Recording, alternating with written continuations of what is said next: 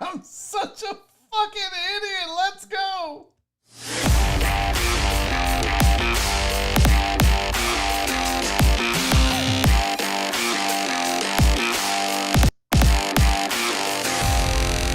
Live from the BiffNet Studios World Headquarters in Spring, Texas, it's Barry on Deck, hosted by former ESPN Houston radio host and stand-up comedian Barry Laminack, starring Oliver the Cat.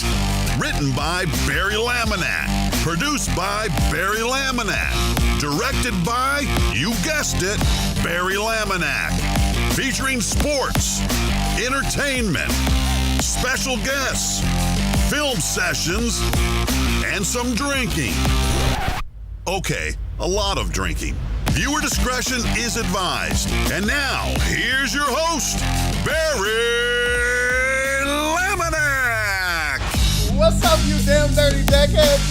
Welcome to Barry on Deck. I'm your host, Barry Laminack. Thank you guys for being here. Oh my God.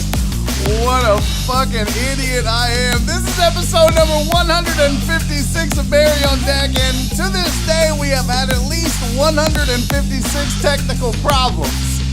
Today is December 16th, 2020, and I am, oh man, what the fuck? You know, just when you think you've got it all figured out, you go and do something so stupid. Let me explain how this works. I wish I could show, I can't show you guys, but I'll explain it to you. So this is what my morning consists of. I wake up at about 9 o'clock. I lay in bed for about an hour. I drink coffee and I mess around on my phone. I respond to emails and tweets and texts, and I try to get all of my interactions on social media out of the way until about 10 o'clock. I get out of bed and I come into this office right here and I work for 2 hours and I do all kind of shit that pertains to the show, to the brand, to other things, that I'm working on, all that stuff. And then I start at noon. I start working on this show for 2 more hours. So now I've put in 4+. Then I do this show. Then I have at least 2 to 4 more hours after the show. Well, part of doing this show is prepping for the go live on YouTube. And you have to go to YouTube and create the placeholder for this show every day. That's what you guys in the Discord are waiting on. You're like, who's going to get first? Create the goddamn placeholder. The life of a rock star. CC, far from a rock star. Oh my God. I'm a fledgling YouTube fuckface, CC. So part of going live on the show is I create the placeholder. That's the first thing that you have to have in place before you go live. Just so you guys can get there and be first in the chat, and my software knows where to go when I go live. So that's number one. So that's why sometimes I forget to do that. Well, today I got it created at about 1:45-ish, somewhere in there, 1:40, 1:45. No problem. Now, the next thing that you have to do when you go live is you open up the software, which in my case is called Ecamm Live, and it's for Macs only, and it's really good software. Highly recommend if you're going to do some type of show.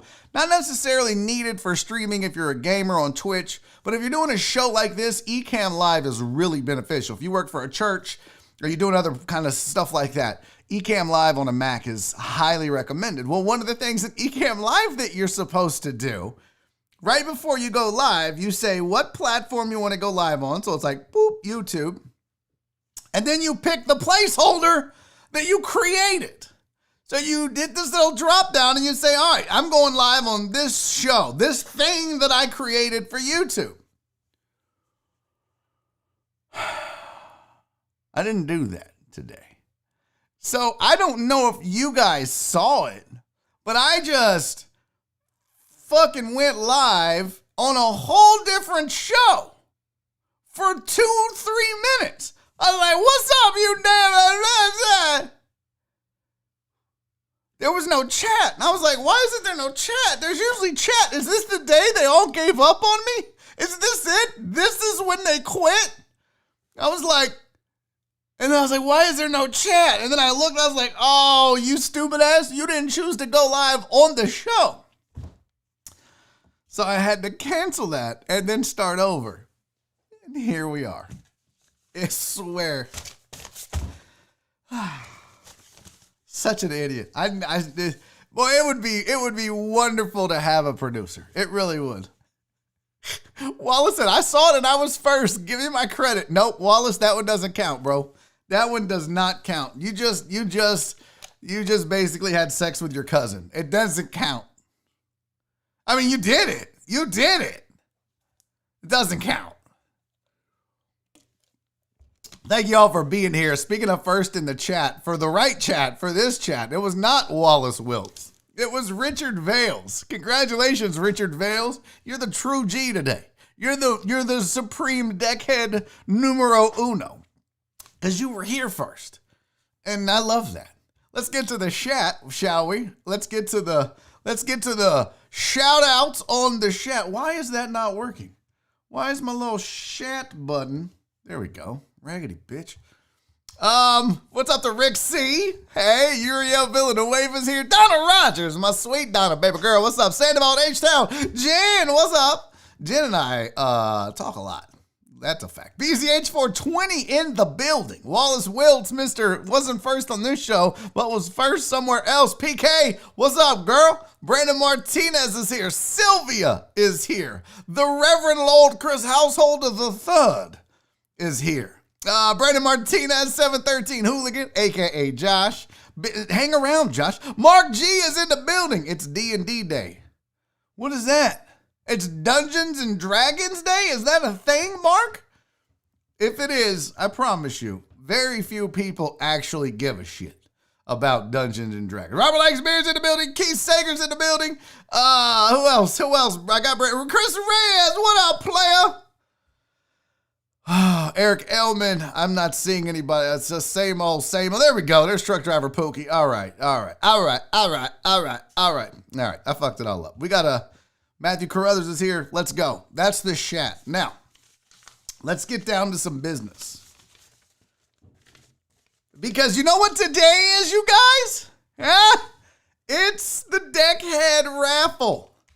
I got to go to my Discord. So let me explain how this Deckhead Raffle is going to work. Because we got a lot of show updates to get to. I promise you I do have actual show stuff to discuss. I didn't make this fancy thumbnail for... Well, that's the wrong goddamn thumbnail, Barry. Get it out of here. No, not Whisker. Motherfucker. Oh, my God. I cannot wait until I'm a big-time star, until I'm a rock star, like Cece says, so that I have a producer who I can just make fun of for screwing this stuff up instead of me screwing it up myself. Here's the goddamn show thumb. Real easy. I used 2 words to describe everything. Rest him, good guy. CFB Rankings. Which CFB is an abbreviation and not necessarily a word, but you know what the hell I meant, okay? So we do have a lot to get to today. Not a lot. If I'm being honest, the rundown is slim pickings, folks. Slim pickings. So we might have to do an AMA to make 2 hours. We might have to. I don't know. I got to learn to...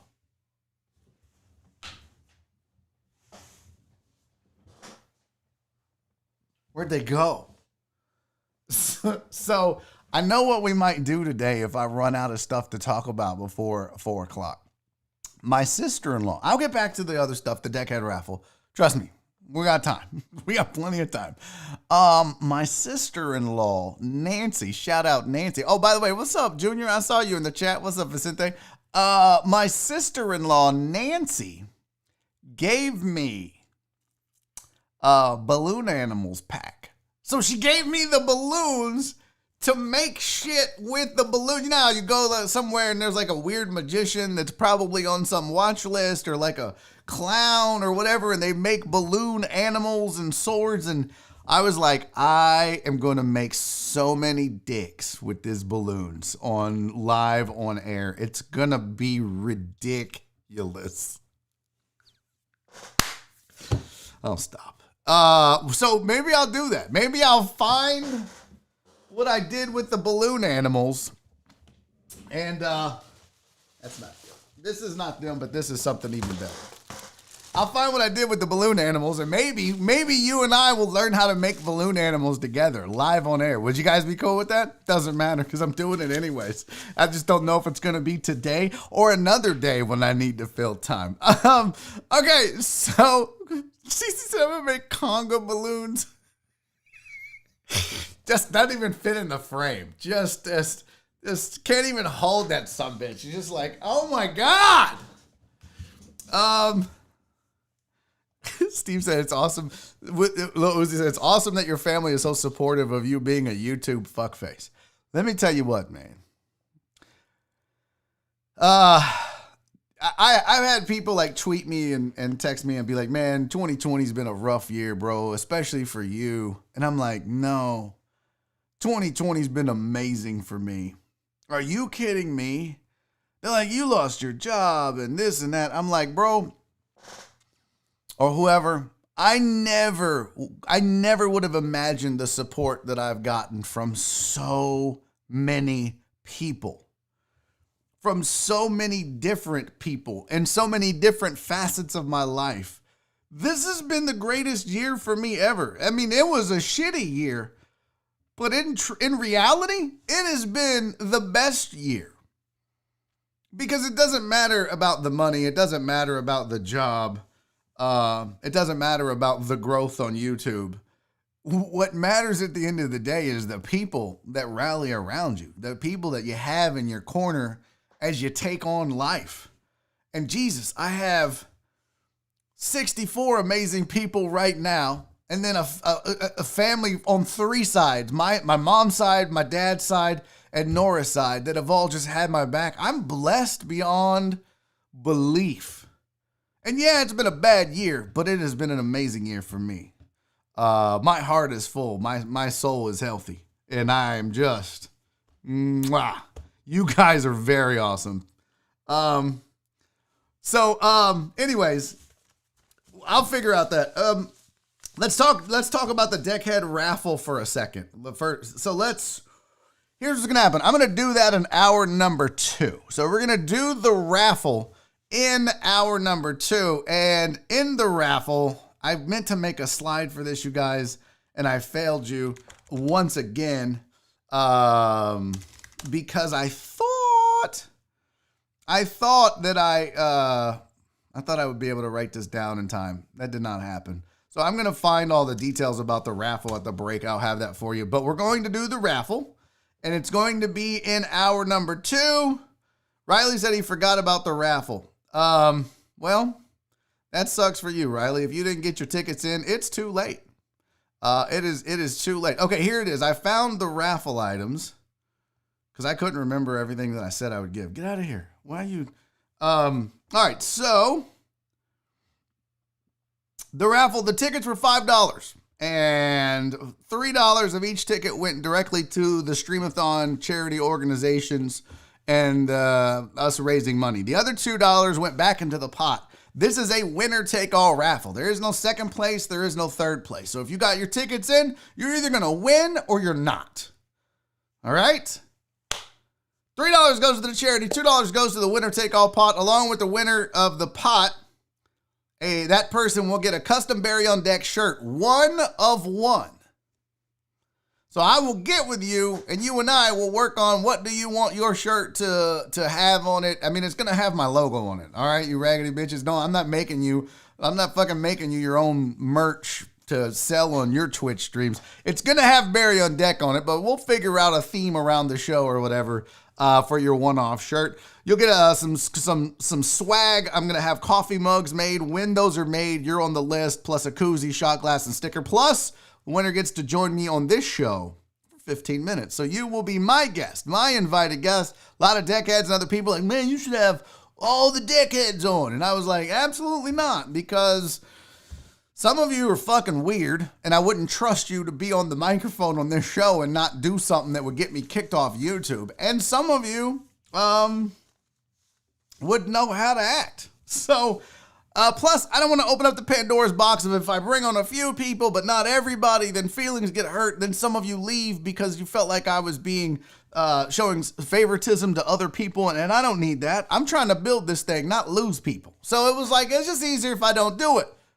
But this is a way around it. If you win the raffle, you just got lucky. It wasn't a choice. I'm not getting to pick who's going to join me for 15 minutes. So I very much may have my work cut out for me. Donna said, Matthew said, I would be a horrible guest. Well, you know what though, Matthew? I respect the shit out of you owning that. That's part, like, I know what I'm good at and what I'm not good at. And I respect that because some people think they're really good. Yes, Robert likes beer. I would trust you on the show for the raffle. Would I just trust you to be a guest on the show for 30 minutes or an hour? Probably. You seem like a stand-up guy. I mean, that was poor judgment more than anything. I think you're a stand-up dude. I don't know. Let me tell you something. All right, I'm just going to say this. Here's a truth bomb for a second. Because Robert Likes Beer has a really interesting question. Robert Likes Beer says, would you trust me on the show? My inclination is to trust everybody. My inclination is to believe everybody, to give everybody the benefit of the doubt as to the type of person that they are, that they're a good person. Almost to a fault. There are people that are no longer associated with this show that within the last 2 weeks it's come to light that they weren't who I thought they were. Not just once, but twice. So Robert brings up an interesting point. Would I trust you? I should. But after what's happened over the last couple of weeks, I don't know that I trust anybody right now. And maybe I'm better off because I got to be really careful who I allow into the inner circle at this point. If that makes any sense. Yeah, Vicente Jr. said, yeah, a lot of people trusted Ted Bundy. Yeah, a lot of people trusted Jeffrey Dahmer and then ended up in his belly. So, I don't know. I'm not saying you would kill me, Robert. I'm just saying I trusted some other people and they let me down. So, what you gonna do? Yeah, Riley. I'm not. It's not that I'm necessarily nice. I'm just maybe trusting and a little gullible. I think more, not necessarily gullible. I don't fall for people's shit most of the time. I got a pretty good radar of my bullshit meter is pretty fucking good. And sometimes it fails me, but it's pretty good. So I don't know that it's too nice. I think it might be just gullible or, wanting to respect and trust people. So. Total Dallas with the $5 super chat. First super chat of the day, buddy. Thank you so much for your continuous patronage of the super chat and the show, TD. You're the man. He said, I feel like if I won the 15 minutes, I'd be like Ricky Bobby during his first TV interview. I'm not sure what to do with my hands. That's the thing, is that I think a lot of people get confident in the moment. It's kind of like you always hear people say, man, I could do sports talk radio. That's fucking easy. I know sports. I watch sports. You just watch sports and you talk about sports. And then you put this microphone in their face. And then you put this light on them. And then you say, and talk for 2 hours. And they go, Rockets are good.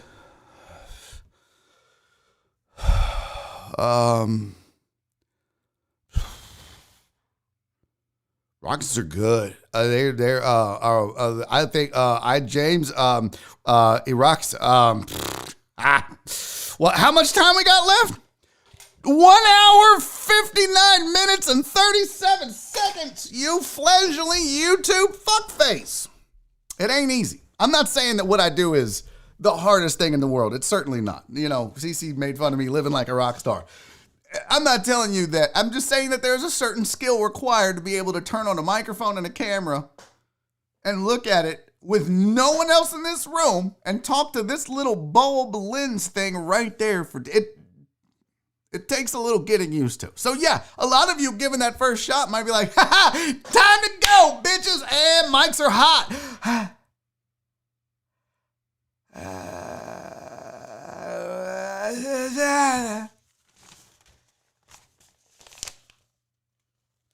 Hi.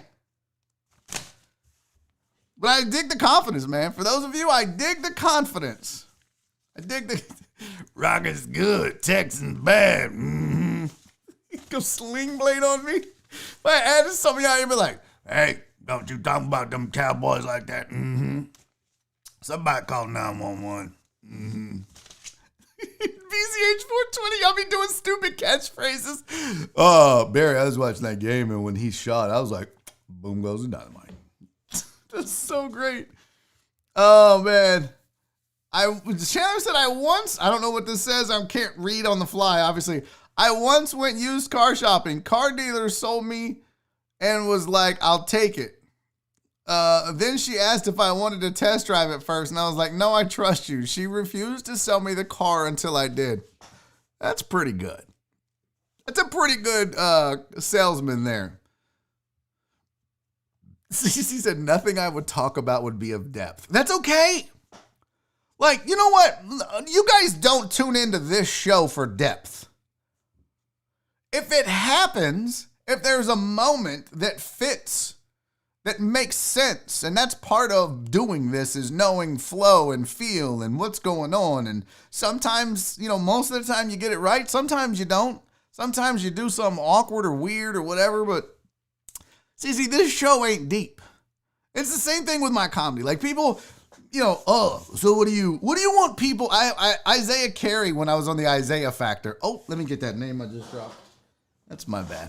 When I was on the Isaiah Factor, he was like, so Barry, what do you want people thinking when they leave your shows? When they come and see you perform comedy, what are people leaving and thinking? I was like, well, they're not leaving and thinking anything because I'm not a smart comic. I just want them laughing. And when they leave, go, he's funny. Like I'm not Carlin up in this bitch. I'm not Dennis Miller. I'm not Bill Maher. I don't have a smart theme and message. I'm like, ha ha, dickety dick, joke. That's all I got. I just want you to laugh. So no, this ain't deep. And it doesn't have to be deep, CC. What I learned, you don't have to be deep. Just be entertaining. That sounded weird.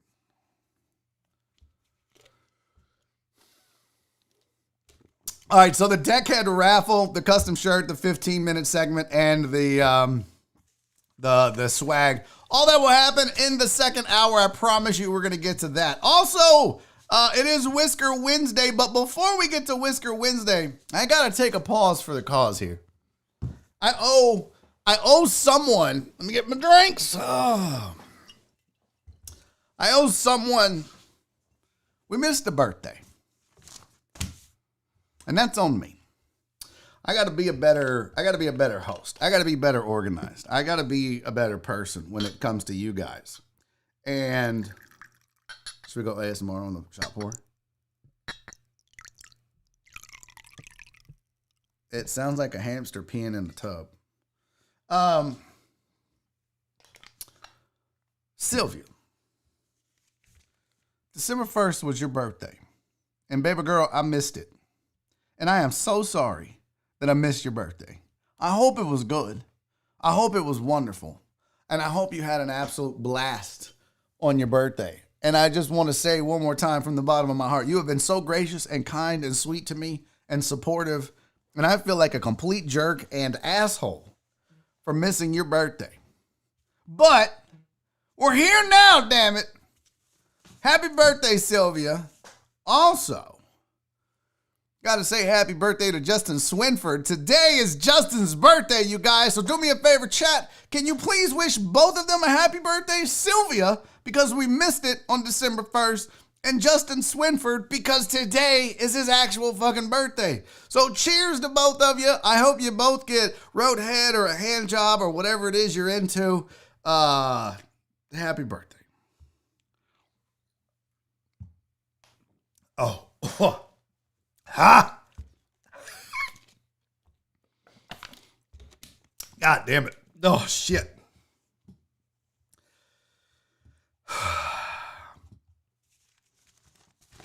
I gotta get better stuff. I gotta get Jameson. Hey, I went and got a haircut today, you guys. I went and got a haircut. And guess what I picked up at the haircut place? Yeah, baby. There it is. There it is. That signed Deshaun Watson football in all of its beauty and glory. Shout out to Deshaun Watson again for stepping up and making that happen, coming through in the clutch. I tell you what, I have seen a lot of reports on the news lately about his philanthropy and giving back, and it's pretty badass. It's pretty dope. It's not a surprise, though, when you consider his background and where he came from, and he hasn't forgotten his roots. It's cool as shit. Uzi said, written in very small print, he wrote, "Someone please help me." We didn't hold him hostage, you raggedy bitch. He signed it at the barber shop. Kiss my ass.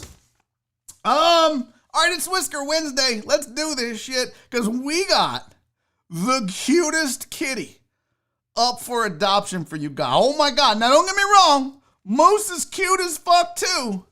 But this cat, you guys, for Whisker Wednesday, oh my God, is he cute. Let's start with Moose, though, because Moose needs love. That's the wrong, damn it. Barry, get your shit together. Y'all, this is Moose. Look at that tongue. It's something I never thought I would say into a microphone.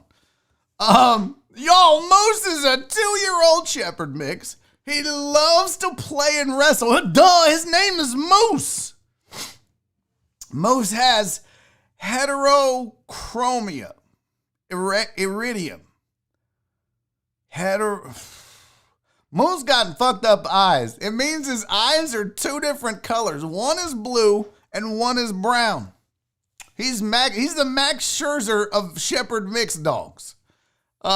He's a lot of dog, but incredibly smart and will respond well to training. I tell you what, you can look at Moose and be like, look at that good boy.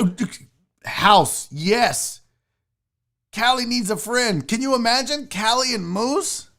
Well, you named Callie. I don't know that was her name when you got her from Special Pals. By the way, you guys, the Reverend did adopt Callie from Special Pals. So if you're looking for a shelter and someone's experience with Special Pals, hit up House. Ask him on the side how it went. He's happy to tell you. It's an amazing organization. But when you could name Moose, rename him Sticks. You'd have Callie and Sticks. Oh, who's fancy? Huh? Holy shit. So that is Moose, you guys. He's up for adoption at Special Pals. Just go to specialpals.org for all of the cute and sweet little puppies and kitties that are available for you. And you should know, all dogs and cats adopted from Special Pals come fully vaccinated, microchipped, spayed or neutered, and up to date on flea and heartworm prevention. So it is literally pick and go. You go in, you're like, oh, look at Moosey Moose, I'm taking you home. And then you don't have to worry about shit. Now I got to get him the fleas and get his balls cut off like he's married to a woman. And no, you get Moose and you go home. Special Pals is taking care of all of it. And you guys, I really love Special Pals. I wouldn't be doing this if it weren't for 2 reasons. One, because I respect the shit out of Penguin Katie and what she does. Katie Hearson. Not only is she a phenomenal human being, but she does amazing work for Special Pals on the regular. So it was natural to partner with her. The other reason is they haven't killed an animal at Special Pals since the 70s. If I recall correctly, 1979. That's how you do it. And this is why I'm partnered with them every Wednesday for Whisker Wednesday. So they've got cute, sweet animals that need a home, and you should make it happen. And by the way, Hal said, my vet was so impressed by Special Pals handling at Callie's procedures and her records. Yeah, that's how they do it. It's pretty dope. Hey, Junior, thank you for the super chat, my friend. My brother-in-law just firing on $5. Appreciate that. He's going to ask for it back at Christmas. Watch. Just kidding. Love you, buddy. All right, here's the other one for the day. We got Moose, and oh my fucking God, would y'all look at Whiskers? Oh my God, this is the cutest cat. You guys, Whiskers is a 3-year-old lady cat, super soft hair, and a curious personality, full grown.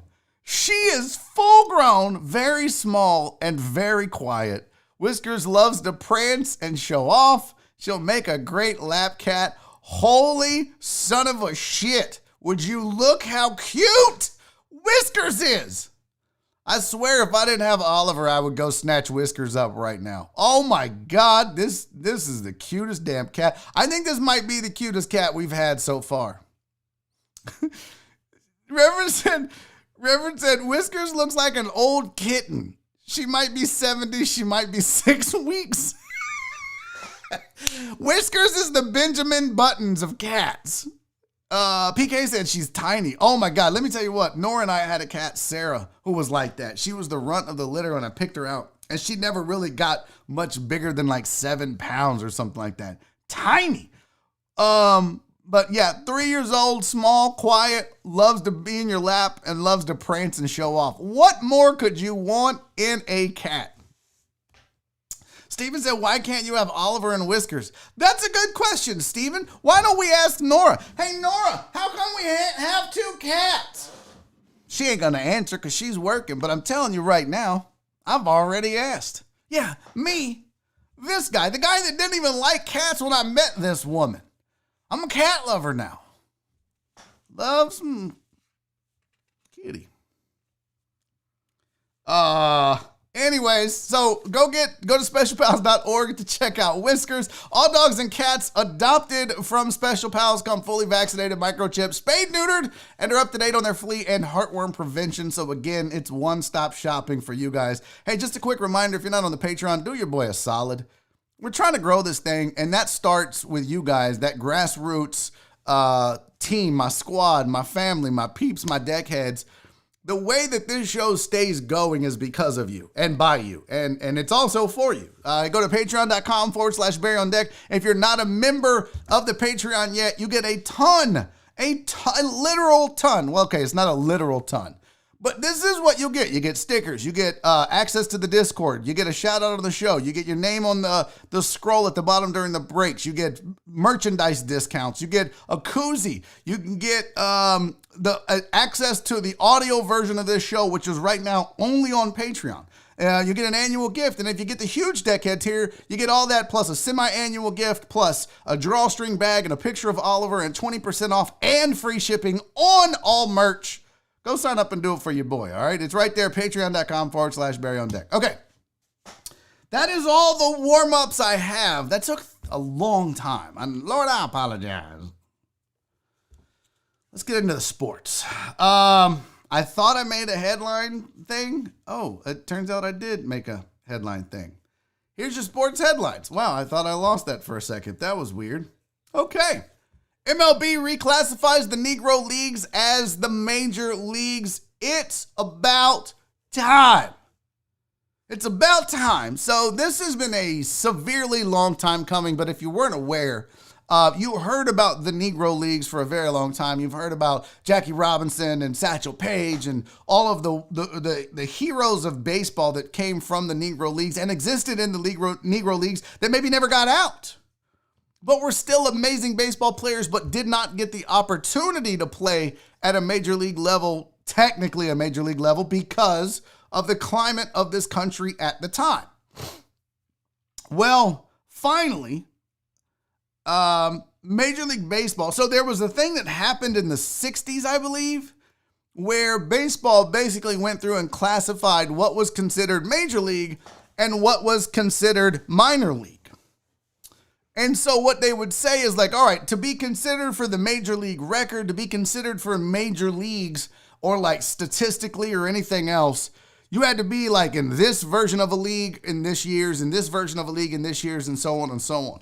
And one of the leagues that they excluded from that designation was the Negro Leagues. And props to Major League Baseball for making it right. They got with several different entities and did research and had discussions and finally determined that not only was this necessary, but it was the right thing to do and it mattered. And so I'm glad baseball did this. They have finally classified the Negro Leagues as major league. So props to them. Ex-All-Star shortstop Omar Vizquel was accused of domestic violence. Right now he's going through a divorce. And in the midst of those divorce proceedings, his estranged wife made accusations of the shortstop abusing her in a domestic violence situation. He has not denied it, but he said, look, we're going through a divorce and it gets nasty and yada, yada, yada. So it didn't say he did it. He didn't say he didn't. He just said this is a divorce and this is where it's at. So he didn't have a comment otherwise, but that is just the headline. Omar Vizquel accused of domestic violence. MLB owners want to push the start of the season back to May. Usually baseball starts end of March, beginning of April. It kind of makes sense when you realize how much money baseball lost. How much money they lost because of no fans in the stands. It would stand to reason that they would want to push this back as close to, vaccine normality as they can. Getting back to normal in life in this topsy-turvy world we live in so that people can come to the game so that they can start making money again. So it's kind of a smart business decision to push this back to May or even further if possible. But right now they're talking about starting the season in May. NFL won't be using a bubble for the playoffs. I think this is a mistake. There was an article that came out that said, hey, we're not going to jump the line for vaccines. That was what the NFL said. They said, look, we're going to wait in line like everybody else, which is smart to be out ahead of that before you get accused of it. But they're also saying they're not going to use a bubble for the playoffs, and I think that could be a big mistake. You don't want one of these teams that's having to postpone games and move games already or miss games and players being out and so forth, especially on a team when you got teams as big as they are with as many people. The more players, the more people on staff, the more risk. And the higher the risk of spread amongst your organization and the league. So if it were me, I'd start a bubble, but they said no, they won't be using a bubble for the playoffs. Also, Texans Bengals on 12/27. That's been moved to Fox from CBS to Fox. So as you know, Channel 11 right now is not in, they're not on. If you have AT&T Uverse or DirecTV, you can't even watch the Texans right now because these raggedy bitches can't get their shit together. There's no Texans game right now that you can watch until CBS Viacom and AT&T Uverse get their shit together and negotiate. And then I'm sure, you're like, well, whose fault is it? Is CBS being greedy by wanting too much money? Or is AT&T being cheap by not wanting to pay for it? Well, I did the research. I looked into this. I spent a lot of time, a lot of my own time researching this because this matters to a lot of us. Especially if you're having to watch the Texans on your phone or Yahoo or whatever, and you can't, cast it to your TV.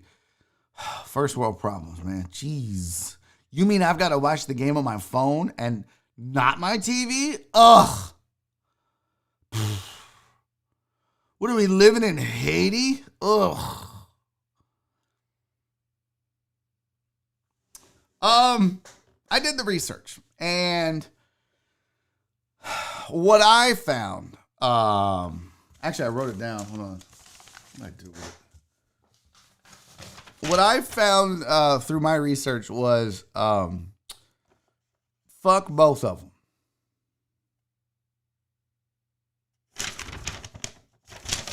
Yeah, that was it. Fuck both of them. They're both greedy. They're both pieces of shit. They both want max dollars. Fuck both of them. Just put the goddamn game on. I don't give a fuck who's paying for it. I'm not paying for it. Just put the game on, get my eyes on those commercials so all you raggedy bitches can make your millions and millions of disgusting dollars for shit none of y'all really do anyways. Fuck AT&T. Fuck CBS, Viacom. If you can't get your shit together. I'm not feeling sorry for either of these. I probably shouldn't say fuck CBS. They might give me a job one day. Come on, get your shit together. No one cares about, you'll see these things where like on Channel 11 it's like, we're off the air because AT&T won't play nice. And then AT&T's like, we don't have the Texans because Viacom won't play nice. Man, you understand that motherfuckers that are out here making $7 an hour could give zero fucks about your disagreements over the millions and millions of dollars that you're making for your raggedy ass programming? We don't give a shit. We just want to watch TV and forget our troubles and forget the fact that the fucking light bill is late, that the cable bill is late, the cable you charge us way too goddamn much money for. So I don't know whose problem it is. But Brian Lamb, what's up, sweetie? Love you, boo-boo. Brian Lamb said back in my day, we only had 2 channels that we could watch, and we liked it. You used to have to get up and walk 6 miles to change the channel. I do remember a time. I don't know how many of you youngins in here. I don't know how many of you youngins in here remember this. Raise your hand in the chat. Raise your hand in the chat if you remember a time when there were 3 stations to watch on your TV. 3 major networks, I should say. There were 4 stations. There were 3 major networks. What was the 4th thing you could watch? Anybody remember? Anybody remember? I remember a time when it was ABC, CBS, and NBC, and a 4th one. Donna remembers. House remembers. What was the 4th one? That's it, Joey. Black Sheep. PBS was the 4th one. That is correct. Yeah, some of you youngins, some of you crybaby bitches, Netflix won't let me share my password with 9,000 people. Man, shut the fuck up. I used to have to change the channels with pliers. You raggedy bitches out here crying about, we cut the cord and now, I can only watch Mandalorian at 720p. Y'all will never know the struggles of trying to see a nipple between scrambled cable. Never! You got like 1/3 of a second to jack it. You're like, more nipple! All right, gotta wait till I see one again. Damn it. I'm telling y'all, 3 stations.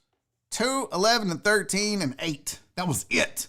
And when Fox came around, you were like, whoa, who's this bad boy? Well, then they added 39 and you had UHF. But literally, at one point, those channels, those stations were like, it's like, you scroll to the very beginning of the AM dial and you hear that Vietnamese station. You're not Vietnamese, so you're like, I don't know what's happening right now. That was kind of like what UHF TV was. You'd just switch over and it would be Jerry Falwell like, if you don't give me money, you're going to hell, you motherfucker. So, Mark G said, I remember a time when Fox News and CNN were unbiased.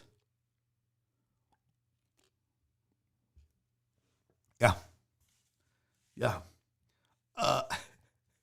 Brandon Martinez out here spreading lies.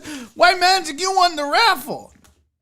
No, you fucking didn't, because we didn't have a raffle yet, White Magic. Don't fall for it. It's going to be second hour. You don't just get to show up at 2:46 and be like, who won? Oh, I'm out. No.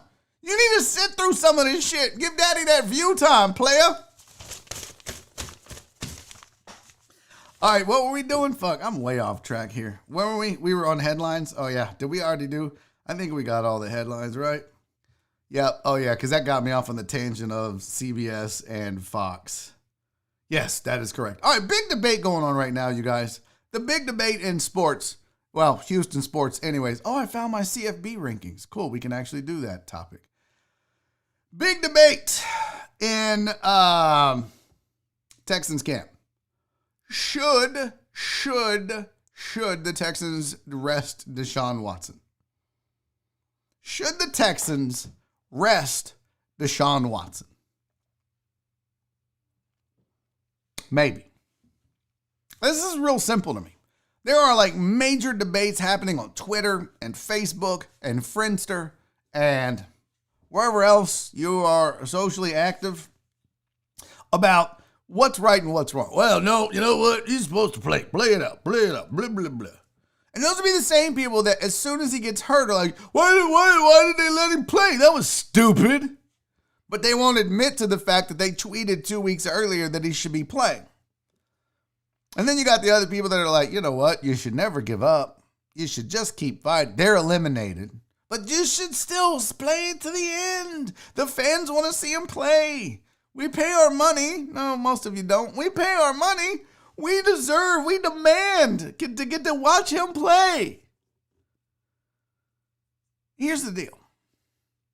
At the end of the day, I think the out here, you don't want Deshaun Watson saying, hey, I want to play. I mean, you want that. You want him saying, I want to play. And he does. He said as much. He's like, I ain't booking no vacations. Yeah, we're eliminated. I ain't done yet. I still got stuff to prove out there on the field. And I get that. But what you don't need is a torn ACL, a torn rotator cuff, breaking his arm, breaking a leg, any of that stuff that could happen every single time you step on the field.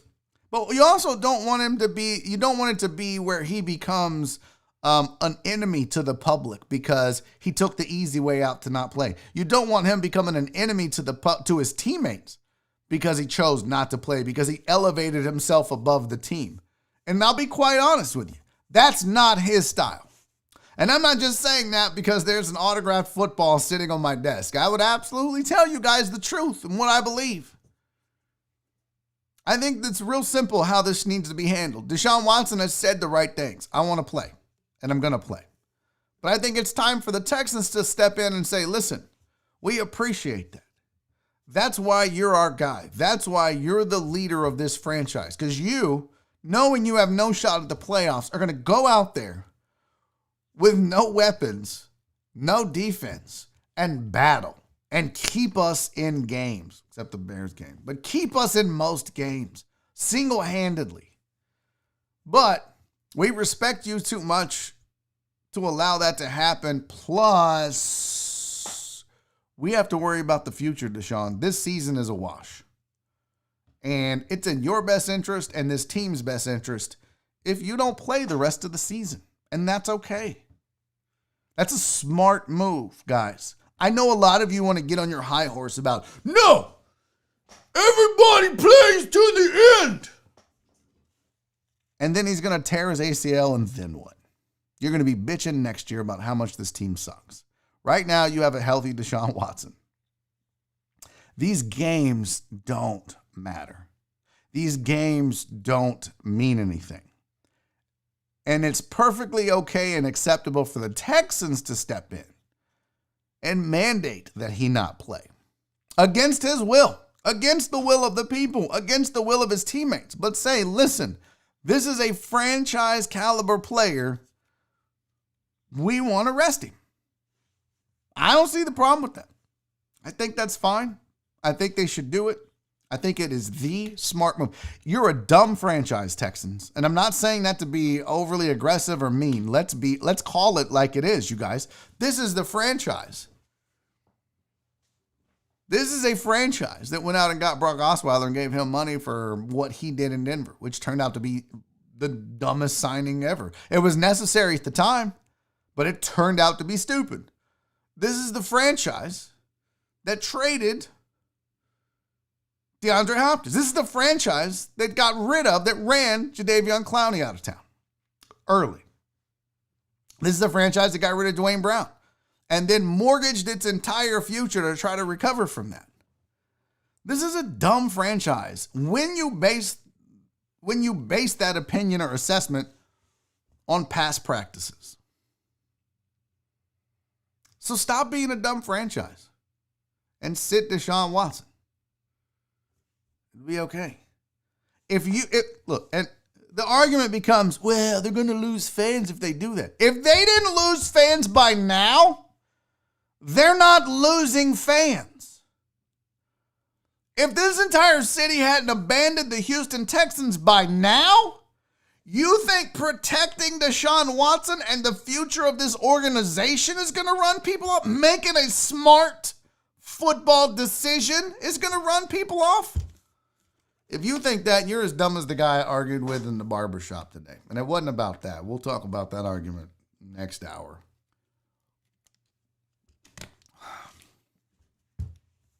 So I think it's okay. I think so. What just happened? What happened? I'm seeing stuff about Moose. What the fuck? Breaking news! I need to get a breaking news thing. Breaking news! That looks weird. Francisco's gonna make that a GIF for sure. We have breaking news, you guys. The Moose is on the loose. You guys, Moose got adopted 10 minutes ago. Hey! Let's go, Moose! Moose, Moose, Moose, Moose, Moose, Moose, Moose, Moose. That's the power of Barry on deck. I'm not stupid, motherfuckers. I know it wasn't because of me. All right. What else did I have for you? Oh, we can have some debates or we can save this for tomorrow, but I had some stuff about Harden and the college football rankings. But we have 1 minute left until it's time to take a break. And then when we come back, it's Deckhead Raffle time, bitches. We're going to find out who won the Barry on Deck Deckhead Raffle. Who's going to be joining me on the show for 15 minutes. I feel like none of you care about the swag or even care about the money you could win. You're all just like, I want that 15 minutes so I can talk shit to all the people, all the deckheads that I hate. I cannot wait to shit talk the shit out of them. That's a lot of shits in one thing here. Let me pull up the numbers here. Oops, I just lost mine. So I will show this again, but for the Deckhead Raffle, you guys. Rev said I care about the money, the coffee mug, and the shirt.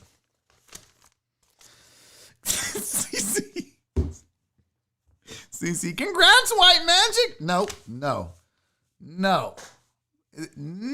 We're not. You want to crown his ass. We're going to do that after the break. It's 2:55. I'll tell you how much money you guys raised again to contribute to the cause. Yes, there's a coffee mug, Steven. Yes, there will be a coffee mug. So, and I do have my drum roll.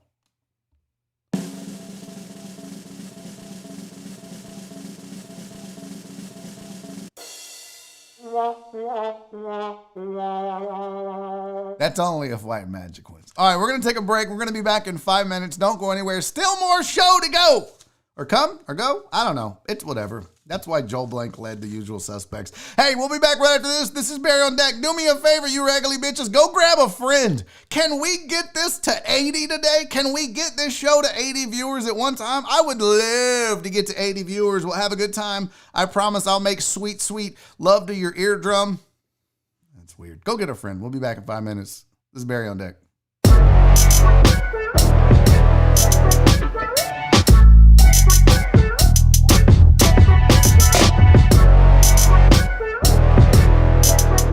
You from Philly? Yeah, man. That's where I grew up, so I don't like being out on the West Coast, man. I just got out here. Bel Air, whatever the fuck it's called. It's stupid, dog. I don't like it. I miss Philly, dog. I miss Philly so bad. You're gonna be the Fresh Prince of Bel Air, bro. Do what? Will Smith. I don't know what you're talking about. Fresh Prince of Bel Air. Fresh Prince of Bel Air. Tell me you don't know about the Fresh Prince of Bel Air. No, I don't know what the fuck you're talking about. Will Smith? Is that the dude, like with Entanglement? Gina? No, but like with, Shanae and stuff was his neighbor? I think so, yeah. Yeah. Yeah, the Fresh Prince of Bel Air. Yeah, where like he lived next door to Shanae and Tommy didn't have no job and shit. Yeah, when he went visiting with his uncle. Dude, that's the same thing that happened to me. No shit. That's why I came out here. I swear to you, that's why I came out here. I got in trouble. I swear I got in trouble in Philly. I was born in West Philly, man, and I was fucking around too much. No cap. No, that's what happened to me. So then I ended up on the West Coast with my aunt and uncle. And it's literally the same shit. No, come on, fam. Don't play with me. Don't play with me. What the hell, bro? Nah, it's the same shit. I put that on my mom, bro. I put that. What? Somebody's been here, by the way. No, that's for real, dude. No cap. That is the absolute. Bro, it's literally the same shit. Oh my God. Spit image. So what is it? I'm gonna Google it. What is it? Fresh Prince of Bel-Air. Just search up the song, bro. It says everything about it, bro. That's fucking wild. I think you're fucking with me, though. I don't even know you, bro. How much you trying to bet? You buy me something, bro. Buy me something. Bro, I had to move from West Philly. I'm broke as shit. I can't buy you nothing. I had to steal 3 bikes to try to get some PlayStation 5 money. Come on, man. Bro, search that shit up, bro. No way, dude. Bro. Like, I got fucking scared that it's the same shit, bro. No. Your teammate was So what did you say I need to search up? The Martin theme song? No, Fresh Prince of Bel-Air theme song. Fresh. I'm gonna look for it with my gulag. Like my cousins, bro. Oh my God, they're the worst. They're the fucking worst. They're just like, they're so snotty and shit. It's terrible, dude. I told Uncle Phil, I was like, bro, Uncle Phil, I don't know. I just got hit. You're up, soldier. I told my Uncle Phil, I was like, bro, I can't deal. This is a different culture for me, man. Like my parents. And what the fuck happened to you? Oh, I forgot to pull my chute, dog. Well, I was looking up the fucking song for Martin. Come grab me. I'm gonna go get you. Don't worry, Okay. So how'd you end up here? My fault, bro. I've got you. But it's a sick place here. Is it? It's hella sick. Like, there is a bunch of game people, but still, it's sick. So, like, Utah has gangs? I just thought Utah was like corny white people with 6 wives and shit. Hell nah, bro. Hell nah. Oh shit, there's a person. Oh shit, wait. That was fun though, man. Good luck to you in Utah, man. I'm gonna go look this up. I'm gonna show this to my Aunt Viv and see what she says. I'll holler at you, man.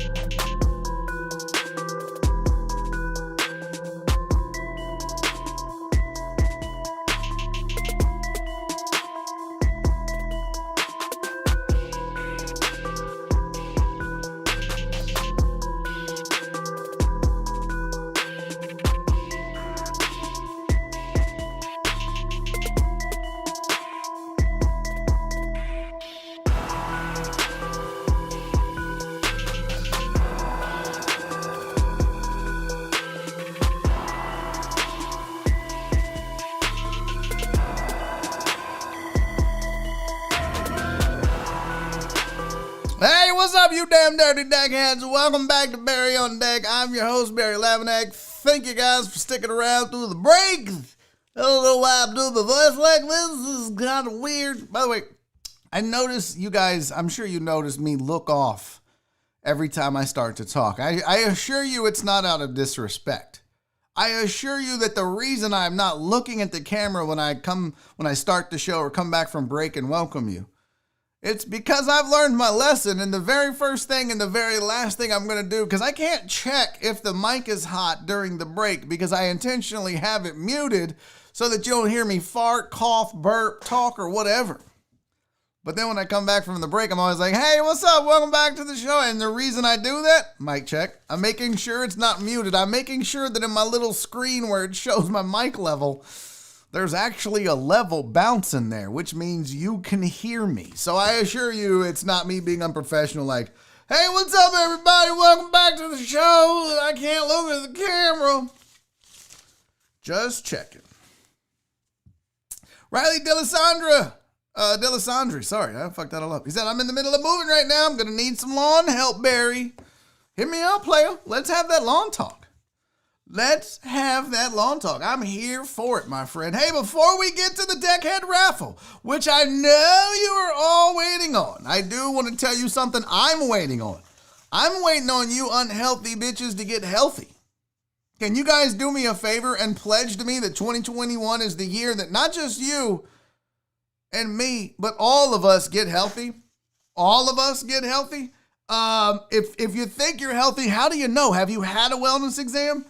If not, you should, and I want to encourage not just the guys to do it for themselves, but do it for their loved ones, wife, kids, the family. Ladies, the man in your life, tell him, go do this for me if you're not going to do it for you. Do it for your kids if you don't do it for yourself or for me. Talk to your dad, talk to your brother. The best place to get that wellness exam, by the way, is absolutely at the Y Factor. It's the top urology and men's fertility practice in all of the land. Well, at least the greater Houston area. 3 locations for you. 3 in Houston in the Memorial area, 1 in Tomball and 1 in Webster, and they've got the Richmond location, which is opening up very soon. They do vasectomy, circumcision, sound wave treatment for erectile dysfunction. House has been to the Y Factor.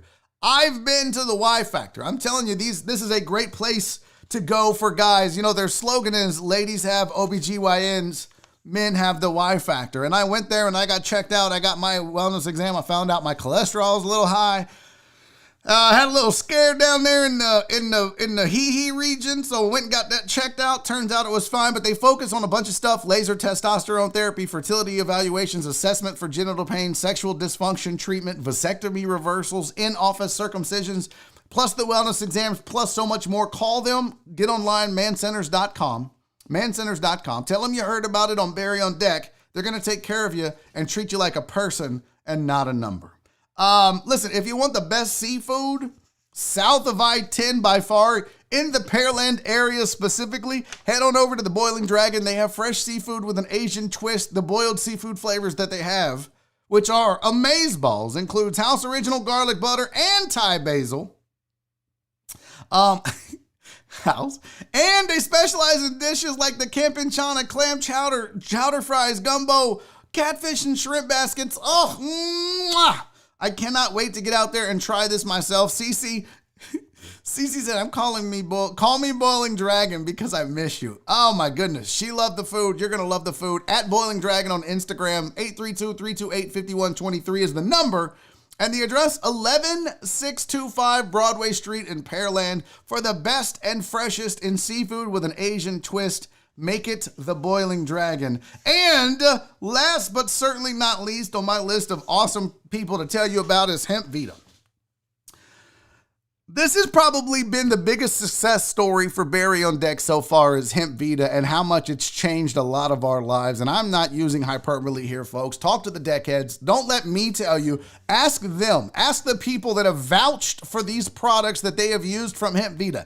Ask KD. Ask PK. Ask House. Ask Jen. Ask Donna. Ask Pink Valkyrie. Ask me. Ask my mom. Ask Nora. We've all used these products. Joe Pro has used the products and sent me a testimonial. I'm telling you guys, if you have any of the following issues of inflammation, pain relief, insomnia, anxiety, seizures, you need to relax more, your animals, don't forget they have products for your pets as well. If you got a cat with anxiety or a dog that's scared of fireworks or gunshots or whatever, and you live in a bad neighborhood, get them the pet products from Hemp Vita. All of it online, hempvitacbd.com, hempvitacbd.com. The original Barry on Deck sponsor, they're still here. They're still going strong. And it's because you guys not only use their products, but believe in them and continue to use them. And for that, I'm thankful. And I know you are, because it's made a difference in your life. Make sure when you check out, you use promo code DECKHEAD15 and you will save 15%, and they will know that their advertising dollars are working.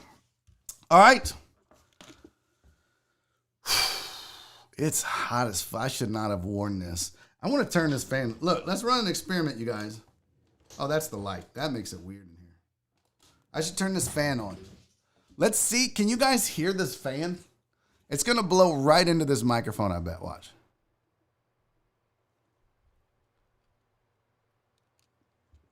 Can you guys hear the fan?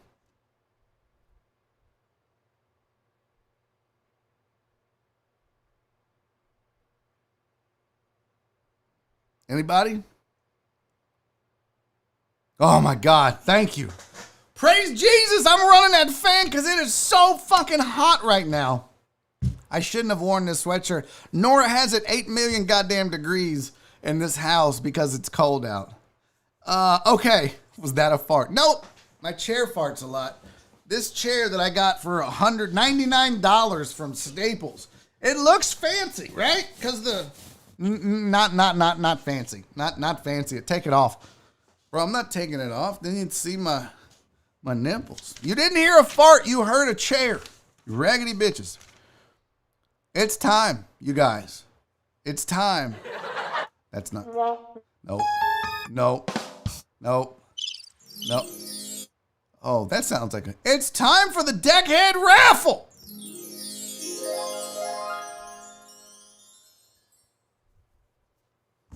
Okay, that's fucking weird. All right, we're going to do this raffle the same way we did the raffle on the Streamathon. I am going to share my label the dang buttons. I don't know. I mean, that would make too much sense, Total Dallas. Why would I label the buttons and then it looks like I know what I'm doing? Barry is getting a label maker for Christmas. Well, there is kind of room. Look, I'll show you what this looks like here. I guess there is room on this to label them. See, these are the pads here. So when I do this, if I'm like...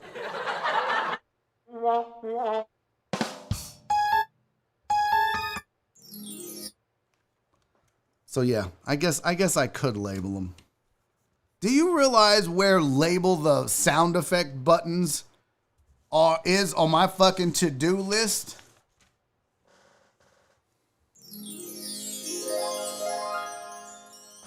All right. That's a lot of fun for me. You wear sweaters without an undershirt. First of all, this ain't no goddamn sweater. It's a sweatshirt. And yes, I wear sweatshirts without an undershirt. Why do I need a goddamn undershirt if I've got on an overshirt? Especially a sweat. Now, I wear like white t-shirts under polos and button-up shirts and sometimes under regular t-shirts for this show because I sweat a lot and it prevents the stains from coming through. But why the fuck do I need to rock a t-shirt? I'm at home. It's already hot enough as it is. It's nice and soft underneath there. It's comfy. Ain't no damn t-shirt. It's a hoodie, not a sweater. Louise, wow, Barry, that would literally take 5 minutes. I'm not going to keep repeating myself. It's just not even something on my fucking radar of importance in my life. Okay, let's just do the raffle because I'm telling you right now, that 5 minutes is precious to me, Luis. All right, here's how this works. Let me share my screen here with you guys. We are about to find out who the winner of the Barry on Deck raffle is going to be. I already told you what you're going to get. You're going to get, let me see here. Let me get to the page here. So this is, get out of here. Okay, get out of here. Well, you just saw my email, whatever. All right, this is going to, I don't care. At this point, I don't give a shit. Y'all have my goddamn address. You have my email. Cece said, help me, I'm poor. Amos said, never mind, must be cultural. No, bro, you don't get off that easy, Amos, just because you called it a sweater. It's a sweatshirt.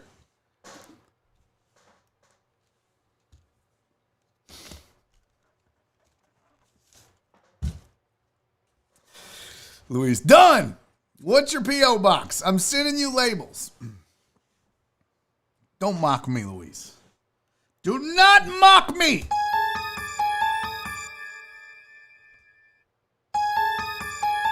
I knew which button that was, didn't I, you regular bitch?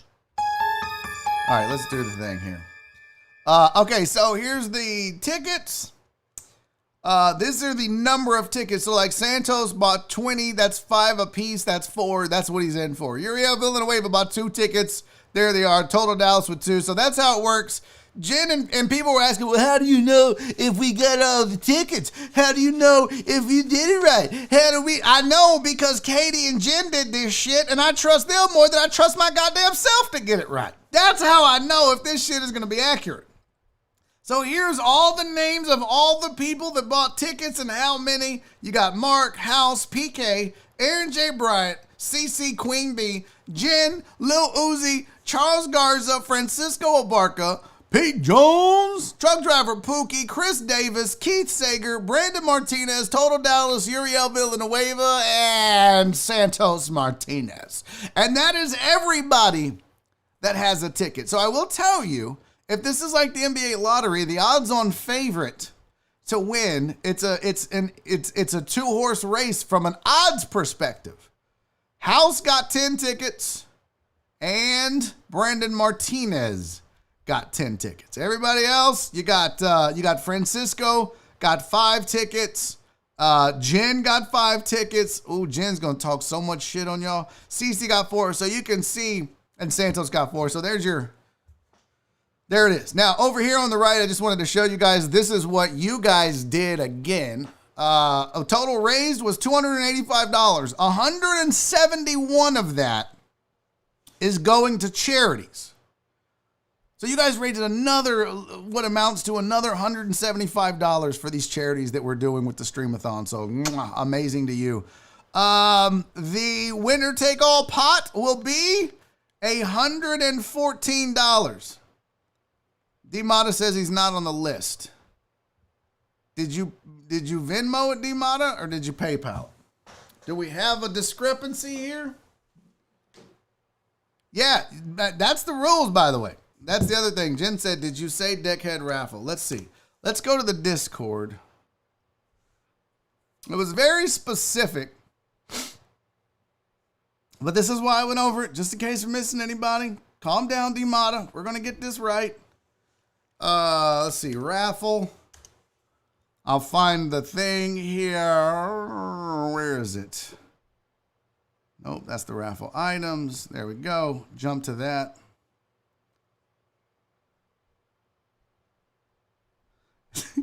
If House wins, I'm calling my bank and disputing the last 6 months worth of Patreon fees. God damn it, I hate you for being so funny, White Magic. All right, here's the post. It says, I have an extra fun thing. This is strictly for the deck heads. Read it all very carefully.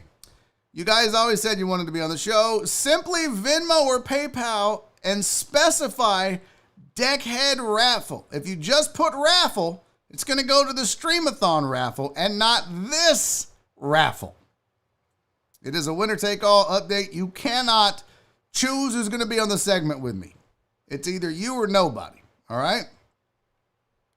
D-Mata, stop all caps. I got you, buddy. It's okay. Stop with the all caps. So how about this? PK or maybe Jen, can one of y'all check the PayPal and confirm, and we'll update the list so we don't miss anybody? And then I'll come back to it, because I still have sports to discuss. I still have other things that I need to talk about anyway. So we're gonna come back to it. I want to make sure nobody gets missed. I want to make sure we're gonna do a double check. We're gonna do a double check. We're gonna do a discount double check. We're gonna stop Omaha, Aaron Rodgers. Discount double check. So Jen's going to recheck the entire fucking Venmo, which is ginormous. She's going to recheck the PayPal. We're going to get everybody added that put Deckhead Raffle. And we'll get you added, and we'll make sure that it's fair and for everybody. So thanks for bringing that to my attention, D-Mata. Yes, stop the count. Why do y'all not want D-Mata? No, don't let D-Mata in. No, shut up, White Magic. We're definitely letting D-Mata in. Definitely letting him in. So we're going to make sure we get it fair and square. I don't want none of you missing out on the opportunity. I appreciate everybody participating in the raffle. I want everybody to have an equal chance to win, so that's what we're going to do. Until then, how many of you watched the Rockets last night?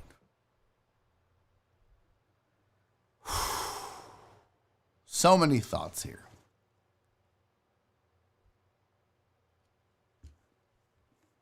Here's the deal.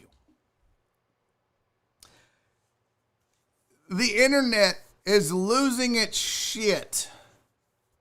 The internet is going nuts over this picture of James Harden. Is that Mark Henry? It's not Mark Henry. They said it looks like, Steven said that looks like baby inflatable clutch. Marvin Wingfield said Luka's looking bigger too, I believe. So this is James Harden. I'm on it, Jen. This is James Harden. And yeah, I don't see it, Jen. If you texted me, it hadn't come in yet. Listen, I'll say, stop fat shaming this man. Let he who is without fat throw the first scone, okay? We're all chunky. We're all chubby.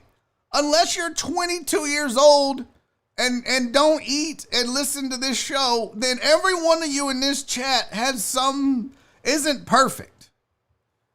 No, I damn sure ain't going to make fun of him for coming in a little overweight. I come in every day a little overweight. Who am I to judge? But the internet was having fun with it. There was a I want to show you this Twitter meme. Did I grab it? I think it was Pardon My Meme on Twitter. No, House, I've seen you. Not perfect. I believe it was Pardon My Take Memes that had this James Harden meme that was fucking hilarious. I'm gonna share this with you guys. I'm about it. I'm about it. Look at James Harden managed to transform into Kendrick Perkins. That is fucking chef's kiss beautiful. You guys, they show Kendrick Perkins. You clean the glasses. You look back again. That ain't Kendrick Perkins. That's James Harden. Yo, that is too funny. Way too funny. Also, stop shaming that man.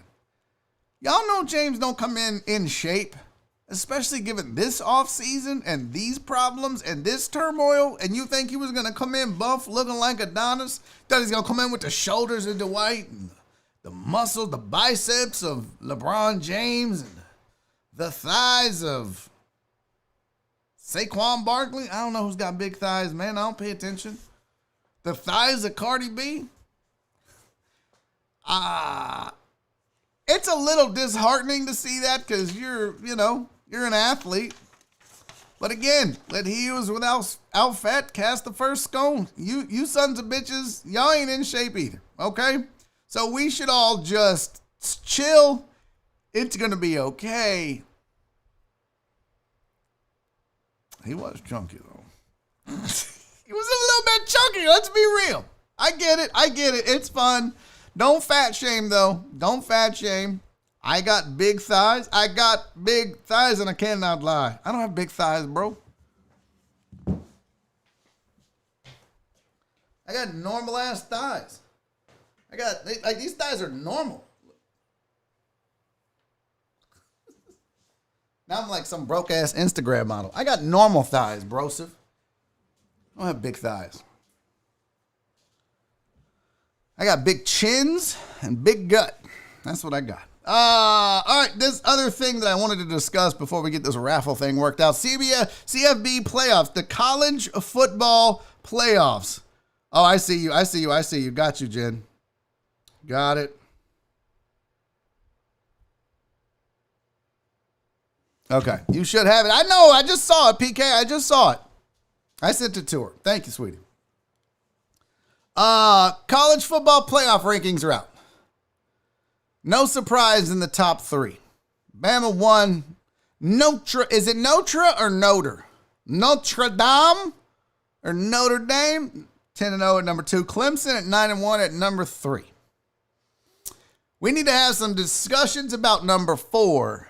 And we need to have some discussions about what happened to Cincinnati. Why is Cincinnati at 9? Okay? Why is Cincinnati at 9?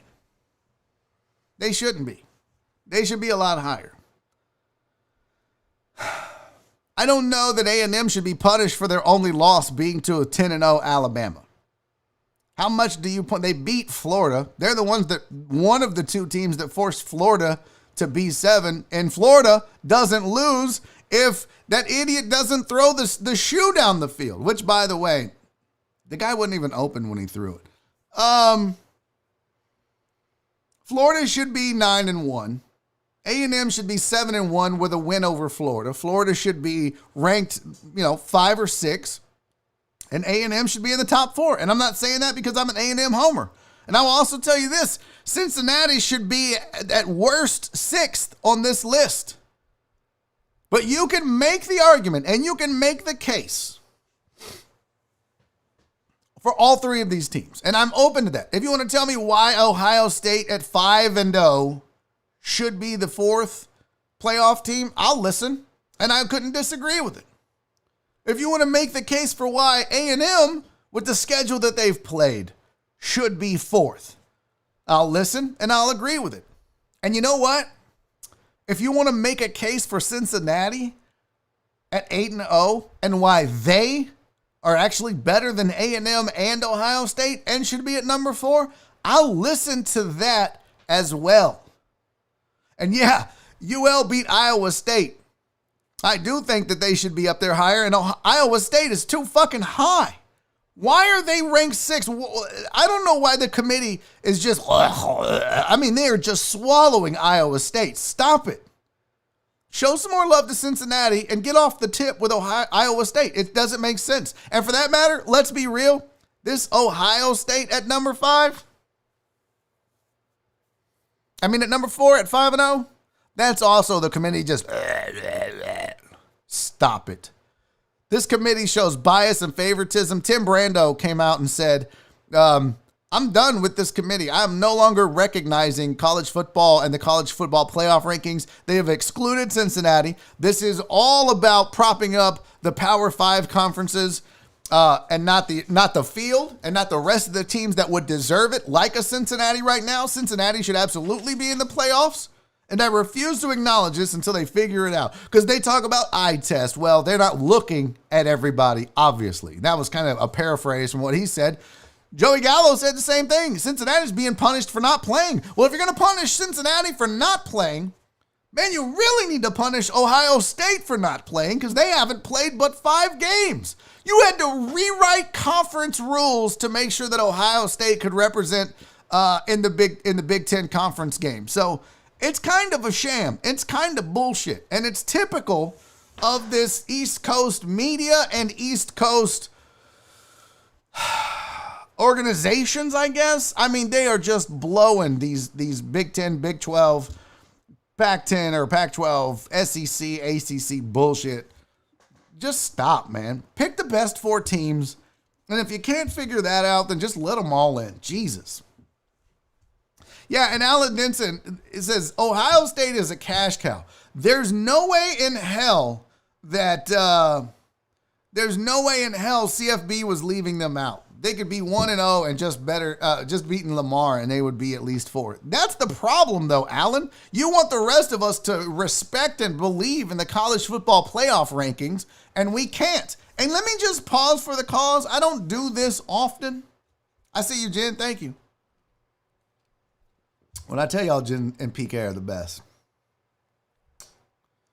The best. The best in the whole world. I'm going to pause for the cause, and I'm going to tell you something. I said it when it started. I still am like that. But I told you this season don't matter. And that there was really no reason to be so interested in what happens because whatever playoffs we get is kind of a sham. It's kind of an asterisk season for everybody. And we're starting to see that play out. A 5-0 Ohio State team is 4. An 8-0 Cincinnati team is, 9? A&M with their only loss to the number 1 team? If that A&M team was Clemson, you think they're putting Clemson at 5 if their only loss was Bama? Fuck no. You think they're putting Ohio State at 5 if their only loss was Bama? Fuck no. But they'll do that to A&M because they don't respect A&M. Because these 4 teams, plus maybe 1 or 2 more, depending on the year, is their cash cow. I mean, they could not have it better than to have these 4 teams in the playoffs. Bama, Notre Dame, Clemson, and Ohio State. It's what they want. So, it's kind of a sham. What did I say? I thought I said Pac-12. I corrected myself from Pac-10. It's Pac-12. My bad. But yeah, they're nowhere to be found either. Okay. So, there you go. There you go. There you go. All right, here we go. Y'all ready for the raffle? There they go. They're out there raffling off them tickets. Here you go.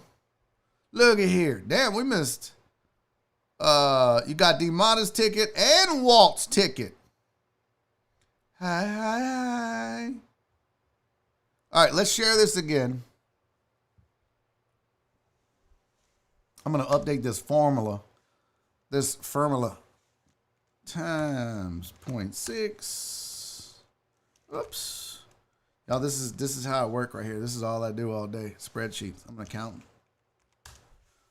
Oh, that's not what I wanted. That's supposed to be equals that times 0.4. So we raised $340 doing the Deckhead raffle. $340. D-Mata, I swear.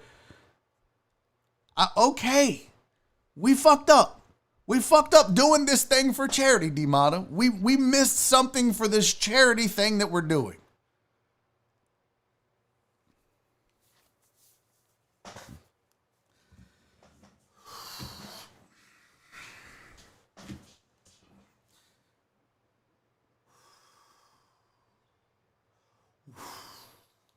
Woosa!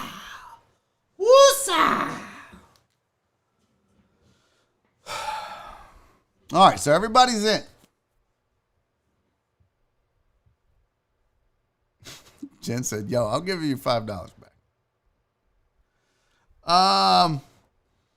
So everybody's in. We missed Walt's 10 tickets. Walt should be really pissed if we missed him. We missed Mark Groppy's ticket and D-Mata's ticket. So we've got all those in now. Everybody's in. 68 tickets out there, 340 raised, another $204 for charity. It is a very good thing I'm wearing pants. And another $136 to go back into the pot. So the winner of the Barry on Deck Deckhead raffle is going to get $136, all the swag, and 15 minutes as an interview on this show. Can't wait. I'm so excited for the Deckheads. This is going to be so much fun. Are you ready? Can you dig it? All right, here we go. I'm going to copy all the names. Copying, I'm copying. Nope, here we go. Drag up. Get that one. Control C. Now we come over to the randomizer. I paste it in. There's Walt. There's Mark, D-Mata, House. We scroll up. PK, Crystal, Jen, Charles, Francisco, Uzi, P. Jones, Ray, KD, Keith, B. Mart, Santos, Uriel, Total Dallas. Everybody's in. Everybody's in. Okay?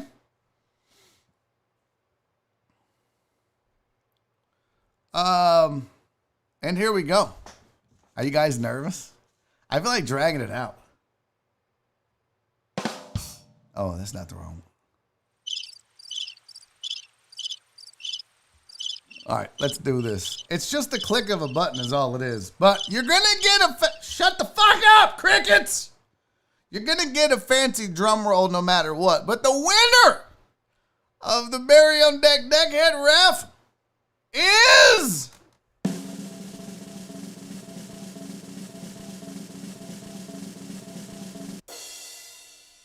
Uriel Villanueva! Yeah, baby! None of the weirdos got it. Thank God! The winner! Oh, yay!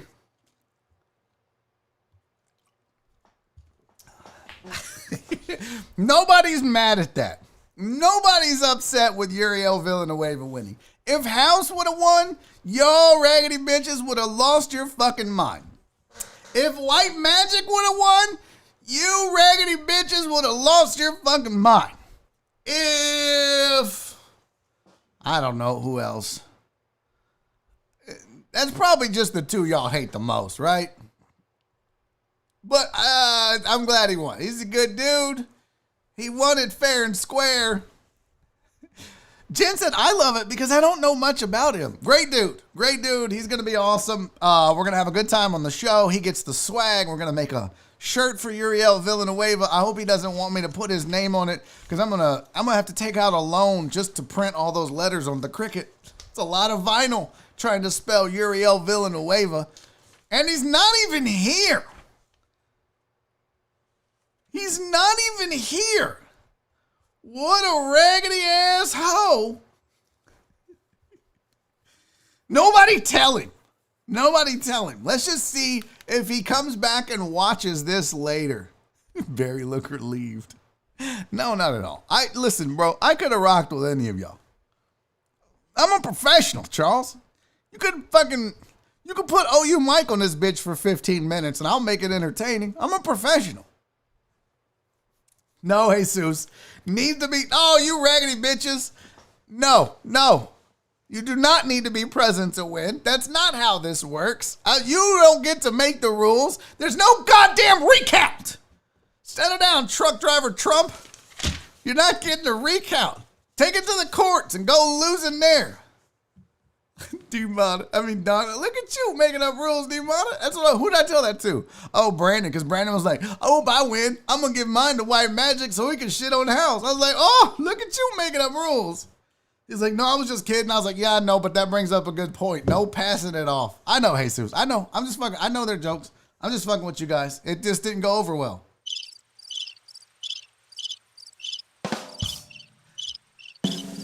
Oh, that's wrong. No!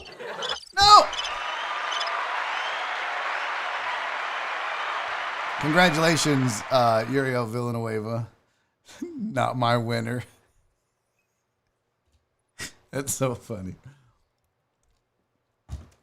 Oh my God. I gotta tell you this. I'm just so thrilled about this. $204 more to the charity. When you go back and you look at the raffle, which was not the raffle, the auction, which ended yesterday, where the Lance Berkman jersey's final number, it ended at 5 o'clock yesterday after the show. So when you think that the Lance Berkman jersey, thank you to Sweet Donna for winning. She originally won it for 110, put it back in the auction, and it went for another 150. So that Lance Berkman jersey raised $260. So we add 150 to the total. And then on top of that, the winners were nice enough to redonate the Deshaun Watson football and the Arian Foster jersey, which went for another $265 in the secondary raffle. And that total is another $619 that we raised on top of the $6,000 that we did on the Streamathon. We are at $6,619. Oh, and then Jenny's mom donated $50 off the rip. I was talking to her this morning. So yeah, we're at $670. We're at $6,670.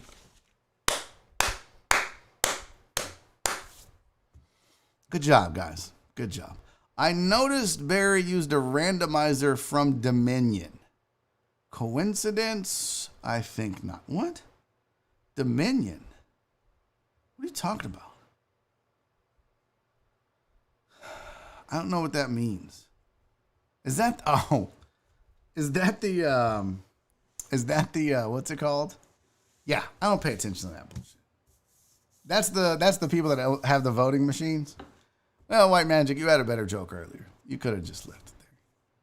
Hey, KD wants to know, Barry, is today food of ages? Oh, good question, KD. It's supposed to be. But unfortunately, there will be no food of ages today because Mike Liebschock is in the midst of having an electrician out to his house because they don't have power in any of their rooms. Something's happened to his house and the power isn't working. So there will be no food of ages today, but next Wednesday, there will be a food of ages.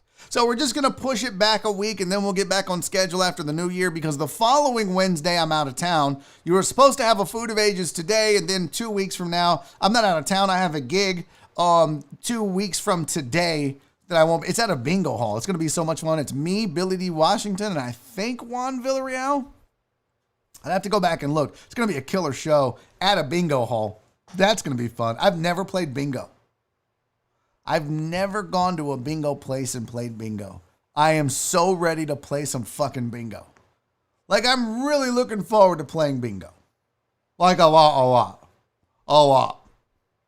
I think it'll be fun.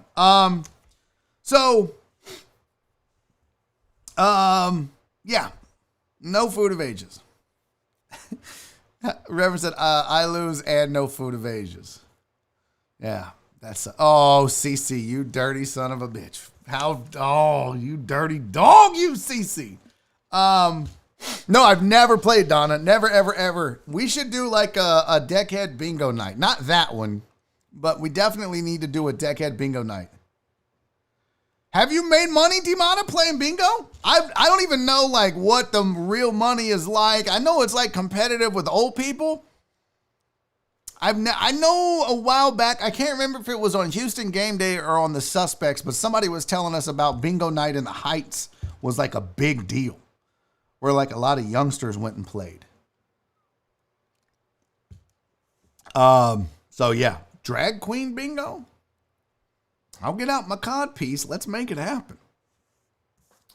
Where is my show at? It is at I don't know the name of the bingo hall, to be honest with you.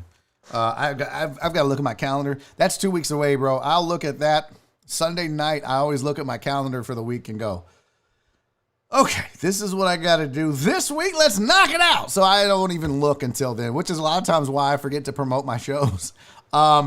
Yeah. Oh, if you're in Arkansas, come see me this weekend. I'm in Lowell, Arkansas at the Grove, Friday show, and then 2 shows Saturday, which, by the way, reminds me, no show Friday. I know. I hate me too.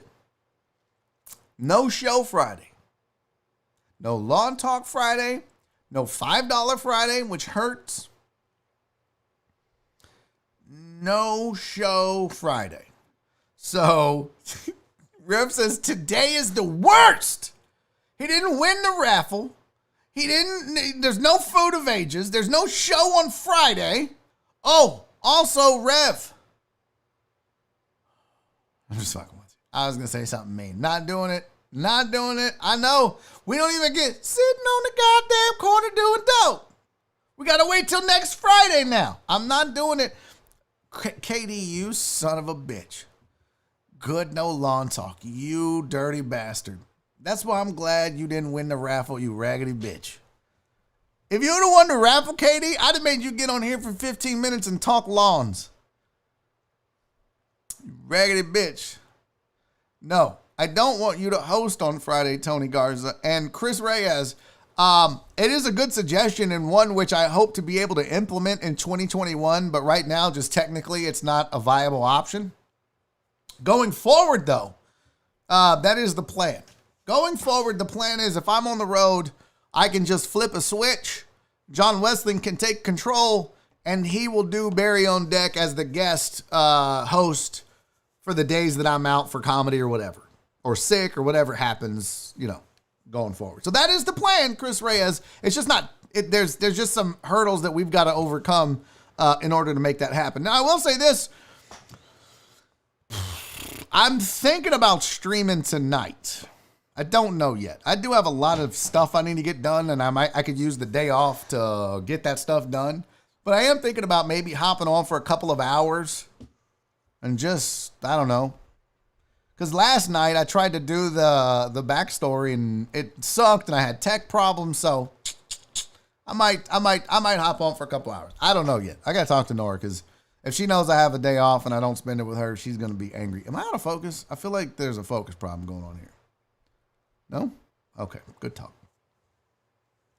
Joe Bro said, I watch a replay Friday, get drunk, and laugh at the same jokes. So there. Nice. Barry, did I hear right a while back? You don't play with deckheads while streaming. So, Riley, here's the thing. You did hear that correctly.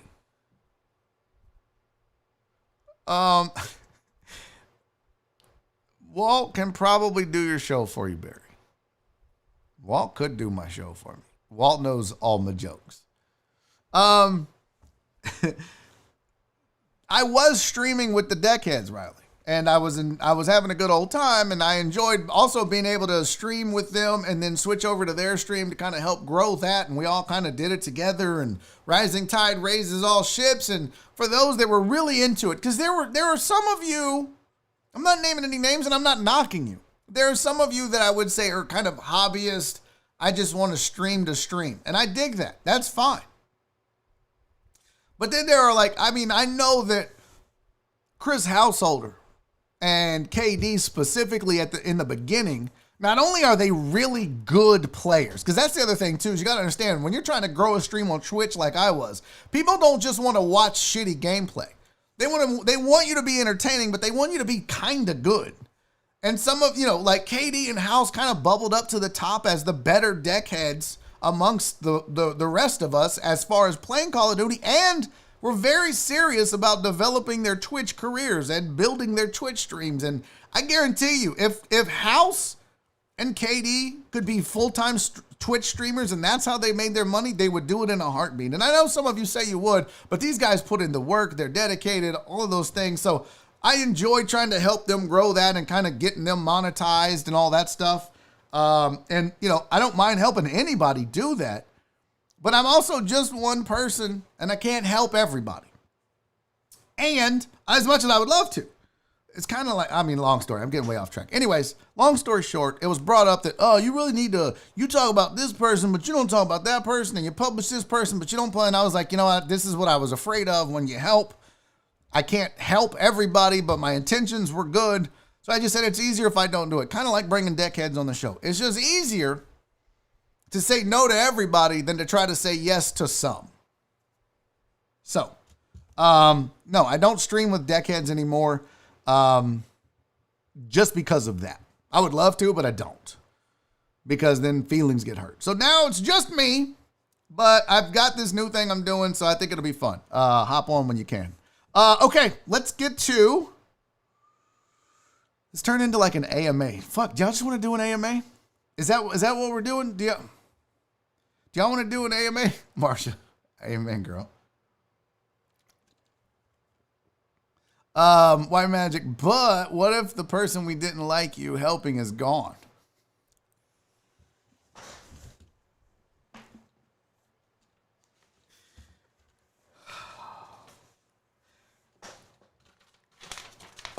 You are such a funny fucking dude, White Magic. Bro, I hate you. I love you. If I ever tell you I hate you, it's because I love you. Just FYI. Westling is here for the Ask Me Nothings. Westling, I was just talking about you. Your ears must have been burning. I just said that in 2021, the plan, because I got a gig, I'm at the Grove this weekend, so no show Friday. So I was just telling the people that the goal in 2021 is to have you as the backup for Barry on Deck, starring John Westling. So that way, when I'm on the road, I can just flip the switch for you, and you can go live on my YouTube and do Barry on Deck and fill in. And then whatever super chats you get, I'll give to you. I don't know. I'll put you on the payroll or some shit. I don't know how it works. We'll figure it out, Johnny. Yeah, but I didn't even ask you, by the way. I voted. The deckheads voted and I voted. So, Brandon Martin. Okay, fuck. Yeah, let's do the AMA. If you guys want to do the AMA, I'm down. We'll do some AMA shit right now because I do have other stuff, but we started asking questions. So let's make it interesting, right? That's the beautiful thing about the AMA. We can do it anytime, any place, anywhere. And to be honest with you, the topics that I have are not all that goddamn interesting. One of them is about Guy Fieri raising $21 million for restaurants, which is amazing, and what a wonderful human being, and good for him for helping out. So there you go. There's that topic. One of them was about people in Wisconsin eating raw burgers and sandwiches, and, well, they're Wisconsinites, so they're disgusting fat bodies. That's a quote. That's not me being shameful. That's a quote from Full Metal Jacket. And then the last one was about Joel Osteen, but we can talk about his sorry ass tomorrow. In the meantime, here's an AMA. So here's how the AMA works. It's very simple. You guys get to ask me anything. Anything. Only major rule I have, don't get nasty about my wife. That's it. Don't ask me weird shit about Nora. Don't be disrespectful to my wife. Otherwise, you can ask me whatever you want, and I'll tell you the truth. All right? I will tell you the truth when you ask the question. So, if you ever wanted to know something about me, if you ever wanted to know something about my background, if you ever wanted to know something about my history, if you ever wanted to know something about what I'm thinking on a particular topic, if you ever wanted to know something about the ins and outs of the radio business, the ins and outs of stand-up comedy, whatever it is, you ask me those questions and I'll answer them. And that's what this is. So we do have an AMA already. Here's how it works. All you got to do is put hashtag AMA in the chat message. So very first thing you should do is hashtag AMA and then ask your question. It's the only things I look for in the chat from this point forward. So if you're just in there trying to crack jokes, hoping I read it, ain't gonna happen. Hashtag AMA and then I read it. And I would ask you guys to be respectful of the process and don't be like, hashtag AMA, hashtag fuck house. That's not what this is for. Go fuck around somewhere else. This is legitimately so people can ask questions and we can get to the end of the show. All right. Hashtag AMA, Brandon Martinez.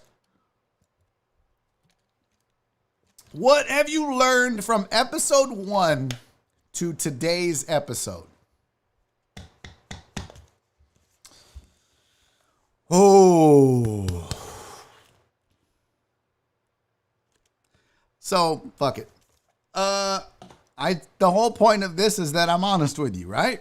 That's the whole point. You ask a question and I give you an honest answer.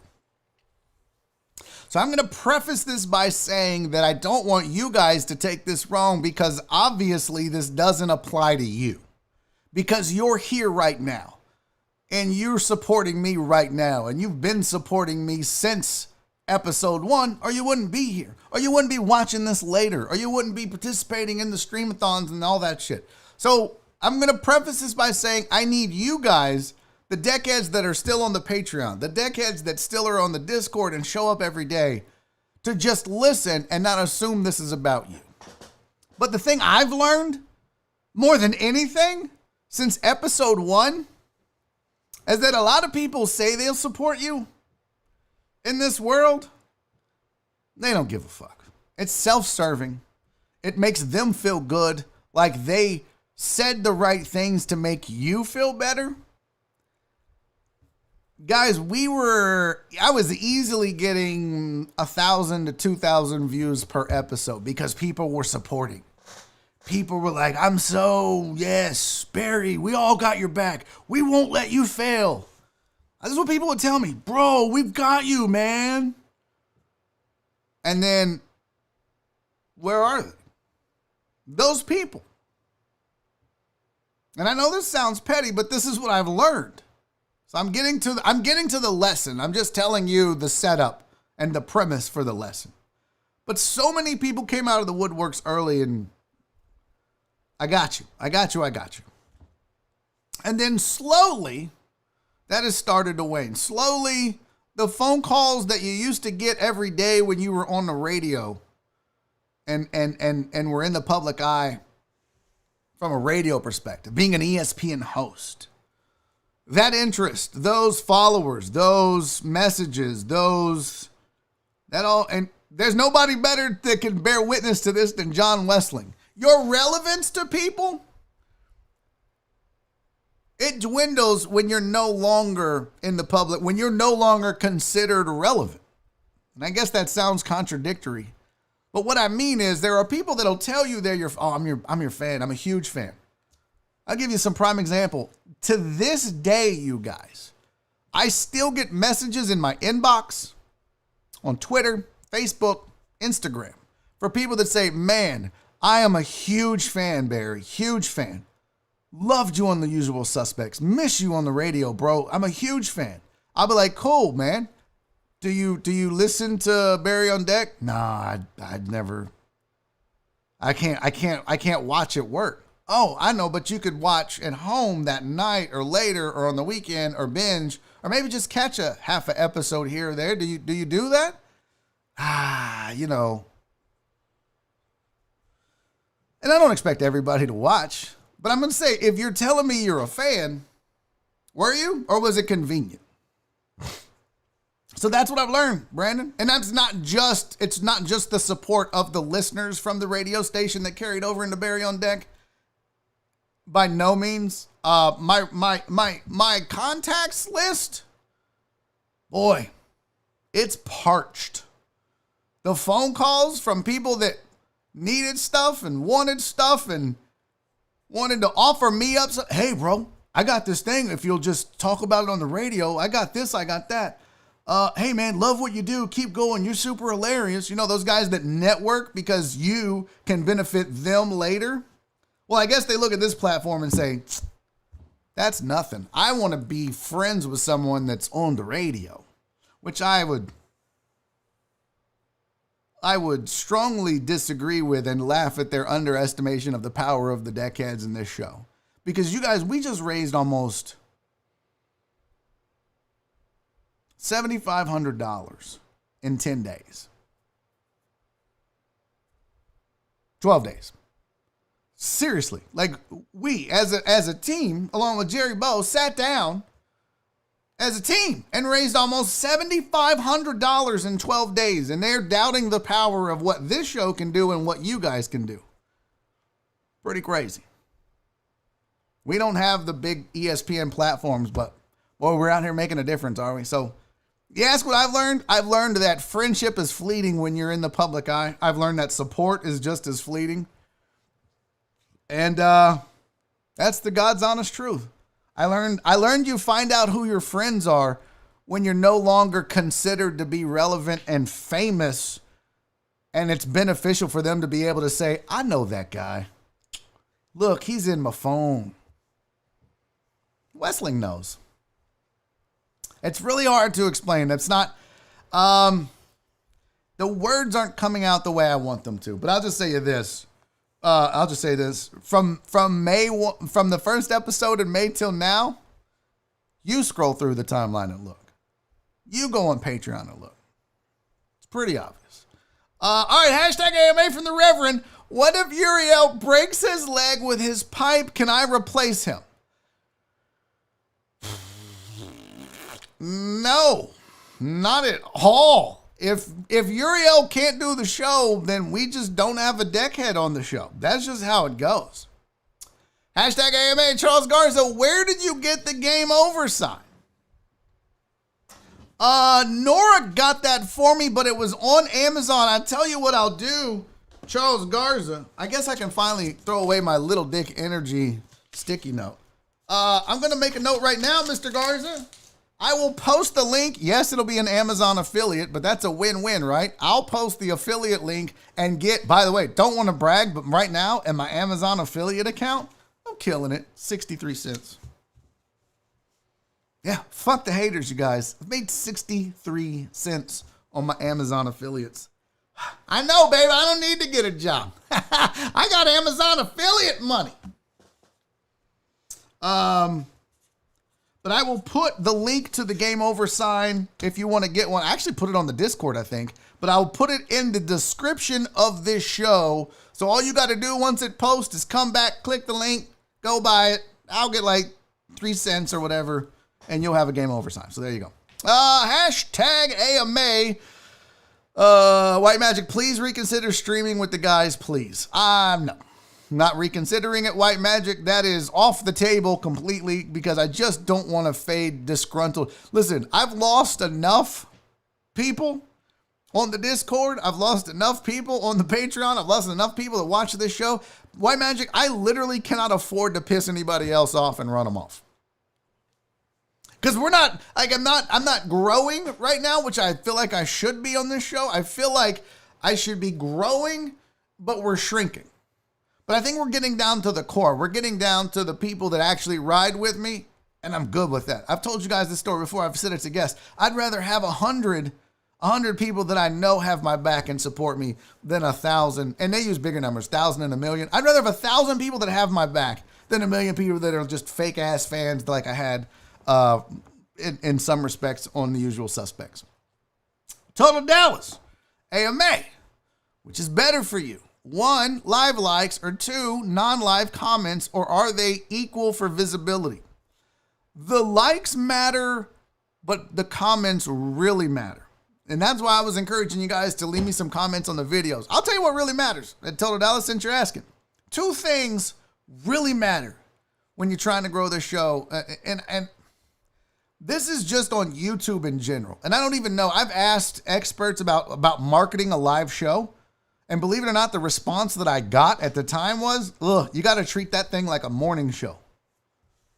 The fuck does that mean? Like, if you look on YouTube, like, how to grow my YouTube channel, there are millions and millions of videos out there that teach you how to do it. You got to have good thumbnails. You got to have good titles. Make sure they got keywords. Like, I could literally make every YouTube how-to video in like 10 seconds. What's up, guys? Barry Laminack here. Make sure you smash that subscribe button. Turn on notifications so you can find your way back. I'm going to leave links to stuff that you can buy that puts money in my pocket down in the description. Now, you want to be famous on YouTube? All you got to do, have some flashy thumbnails so people can find you, and make sure your titles are not only catch their attention, but have keywords baked in so YouTube finds you. All right, guys, good luck. I mean, that's literally every fucking YouTube video on YouTube about how to be famous on YouTube. The one thing they don't make, how to grow a daily live 2-hour show when the algorithm normally doesn't give a fuck about those shows. And what I've learned, Total Dallas, is that the algorithm really looks at, you always hear about, you got to niche down on YouTube, niche down, niche down. Well, when you do a variety show that's 2 hours where you talk about anything and everything and sports and entertainment isn't niching down, the algorithm doesn't favor that. So I don't know what the fuck to do. So I'll be honest with you, Total Dallas. You guys, we could have 250 views and all 250 people could leave a fucking comment, and I don't know that it would matter to YouTube in the long run. Because I don't know how the algorithm works for live shows. I will tell you this. Everything I see and read and watch says activity on the videos matters. Not just watching it, but watching another video after it, clicking the like button, leaving a comment. All of those things matter tremendously. And you know what really doesn't, I mean, they look at it, but I don't think they factor it in, is chat. I feel like I have a really active, involved chat, but I don't think they give a fuck. So I don't make the algorithm. I will just tell you that leaving comments can be big. Not just for shows, but when I post the Barry on Sports, you liking them and commenting is big. But I'll tell you, if you're asking what would matter the most for those, and I don't know if you are, but I'll answer it. Share.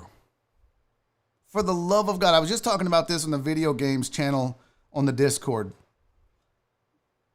If I could ask one favor of you guys when it comes to helping me grow this show, helping me market this show, helping get more eyes on this show, and this is not me begging, this is just me talking.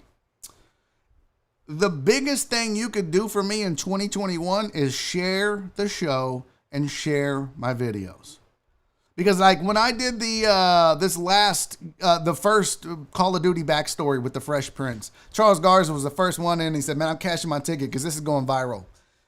Actually, it's not if nobody shares it. If you just watch and give the like and that's it, we never have a chance of blowing this thing up. It takes activity to create those potential viral moments. If it's not on anybody's Twitter or Facebook or whatever, nobody sees it. But that's how you go viral, because people share it. That's literally the whole thing of going viral, is everyone shares it. So my big ask in 2021 of you guys, share my content. And not just mine. Share the content of the people that you like. If you're watching a YouTuber or an Instagram person or someone on Twitter or, I don't know, Twitch that you're wanting to help grow, that you root for, share their stuff. Westling, Trey, KD, House, if these, Liebeshock, Food of Ages, if this is all stuff that you like and support, share it with your friends and family and encourage them to watch it. That is huge. Bigger than anything else you could do. Bigger than a comment or a like. I promise you that. Truck Driver Pookie, AMA, when are the Barry on Deck beanies going to be ready? My ears are cold. I know we're past, but we'll roll on a little bit because I started this late. Oh, problem with the beanies. So I got the beanies in. and I'll bring them tomorrow and show you TDP. I got the samples in and I was like, nope, these are fucking ugly. These are awful. So I think I've got to get signed up with Alpha Broder so I can order some better beanies to have, and then I got to get them to the embroidery. I don't know if it's going to be by the end of December. It may trickle over into January by the time I get them in and I'm able to ship them out. I promise you it's on my list. I may actually end up with coffee mugs and beer glasses before I get those. So stay tuned. CC AMA, what do you want me to ask? What do you want to ask me? If I could ask Crystal Collins anything, what would I ask CC? What's the best tip you learned in growing the Dallas Cowboys fans of Houston that you could pass along to somebody like myself to grow this? That's what I would ask you. Total Dallas AMA, what's better? That's the same thing. AMA, what are your show goals for 2021? Sorry, my nose itch. I haven't sat down and set goals yet. Originally, House, I was like, when this show first started, like May to mid-June, and I was looking at the growth, I was like, oh my gosh, this is going to be so much fun. And I was like, I want to get to 10,000 by the end of 2021. Bro, I'd like to get to 4,000 by the end of 2021. That's how slow the growth is. I think in the last 30 days, I've added 3 subscribers. And I don't know what to do. Maybe just people don't like me. Maybe people don't like the show. Maybe I need to accept that reality that I just do this for the people that like it, which is you guys, and fuck everybody else. And you know what, guys? I'm good with that. If this is what Barry on Deck is going to be for perpetuity, I fuck with you guys. I'll rock with you. As long as you guys show up, as long as you guys are here and want me to try to make you laugh and entertain you, so am I. So, D-Mona AMA, you still have your black Chick-fil-A card. Never got one. And D-Mona, this goes to that, what we were talking about earlier. You think Chick-fil-A and the people that work there that were like, oh, Barry, we love you. You think they fucking with me now? Not a word on my phone since. Who else? Any more AMAs? Joe Pro.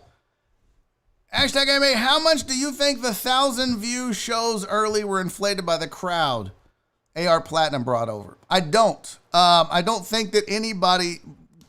maybe that one episode, but I don't think that those were the crowd from AR Platinum. I think that was a new show that was experiencing this high volume really early, and part of that was YouTube providing me some coverage with the algorithm. But when you look at show growth, when you look at subscribers, when you look at the other types of support, the likes, the Patreon, all of that, that's how you know that it's actually the curve is going in the wrong direction. It really, I don't think, has anything to do with let's be real. Here's what I would say, Joe Pro. If I were to start Barry on Deck from 0, and everybody that was a fan of this show came and subscribed, right now we have 2,650 something subscribers. If I were to start this right now from 0 and said, everybody that fucks with me, go like and subscribe, that if you're going to watch it, we would probably be at about 500. But I'm good. I'm that's fine. But it's really it's a big difference between the 2,600. So,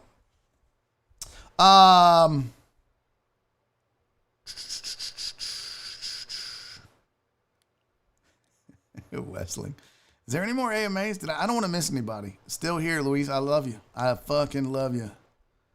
AMA, got all your Christmas shopping done yet? Zoe, I'm so lucky, Zoe, because Nora does all of our shopping for both families. Nora shops for my family. She shops for her family. She shops for me.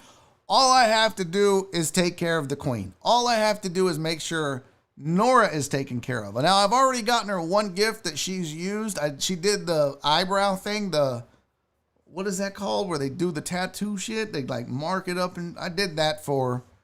And then, yeah, I've bought her like 4 or 5 gifts. Usually just between us gals, Zoe, her sister, Nancy, will text me, hey, fool, go get your wife this. She really was looking at this at the mall. Or, hey, fool, your wife wants this. Or, hey, Barry, this is what's popular amongst the gals. So, and then I just get online and order it and have it delivered and then wrap it on Christmas Eve. So, my life is easy. I'm missing a lot of Vatos Locos forever. AMA, would you ever consider doing a 5 to 10 minute Deckheads debate in the future? I mean, one random person gets an opportunity to challenge or discuss a topic. So, KD, you talking about 2 deckheads on the show arguing with each other? Or are you saying me debating with a deckhead? Here's the thing, man. I would do it as a one-off, but, you know, again, having deckheads on the show is a Pandora's box, man. I just don't know if I'm open to that challenge, or those issues that it creates, I guess I should say. Let's see. I think I'm missing a bunch of shit here. Yep. Who's gone? Who's gone? Who's gone? I don't know what happened. Okay, well, I gotta go. It's 4:08. Here's the last AMA from Sandoval. AMA, would you go hunting, fishing? When was the last time you went? Not a big hunter. I've never been hunting. I should say I've never been hunting. Not a big fisherman. I mean, I've gone. I don't think I would go, though, because it's just not an activity that I could find a lot of. I think if there was like a deckhead fishing trip, and we all met at like Lake Conroe to hang out and drink beer and fish and play volleyball with our shirts off, I'd do that. But just like a general thing, nah. AMA is kid coming back. Probably not. And we'll leave it there. Hey, that was fun. Congratulations to Uriel Villanueva. Oh, Cece left. What happened? Why did CC bounce? Son of a bitch. Did she quit the show? Or did she just have to go? Oh, she said cancel my AMA. Oh, thanks. Love you, CC. You can't quit me, girl. Hey, tomorrow I don't have a guest. Look, big time fun is ahead, you guys. We'll do some weird shit and make it a date. I'll see you tomorrow. I hope. I'll be here. I hope you will too. Until then, be safe. Be kind. And most importantly, God bless and love each other. I'll see y'all tomorrow. Bye. Daddy's making a YouTube video.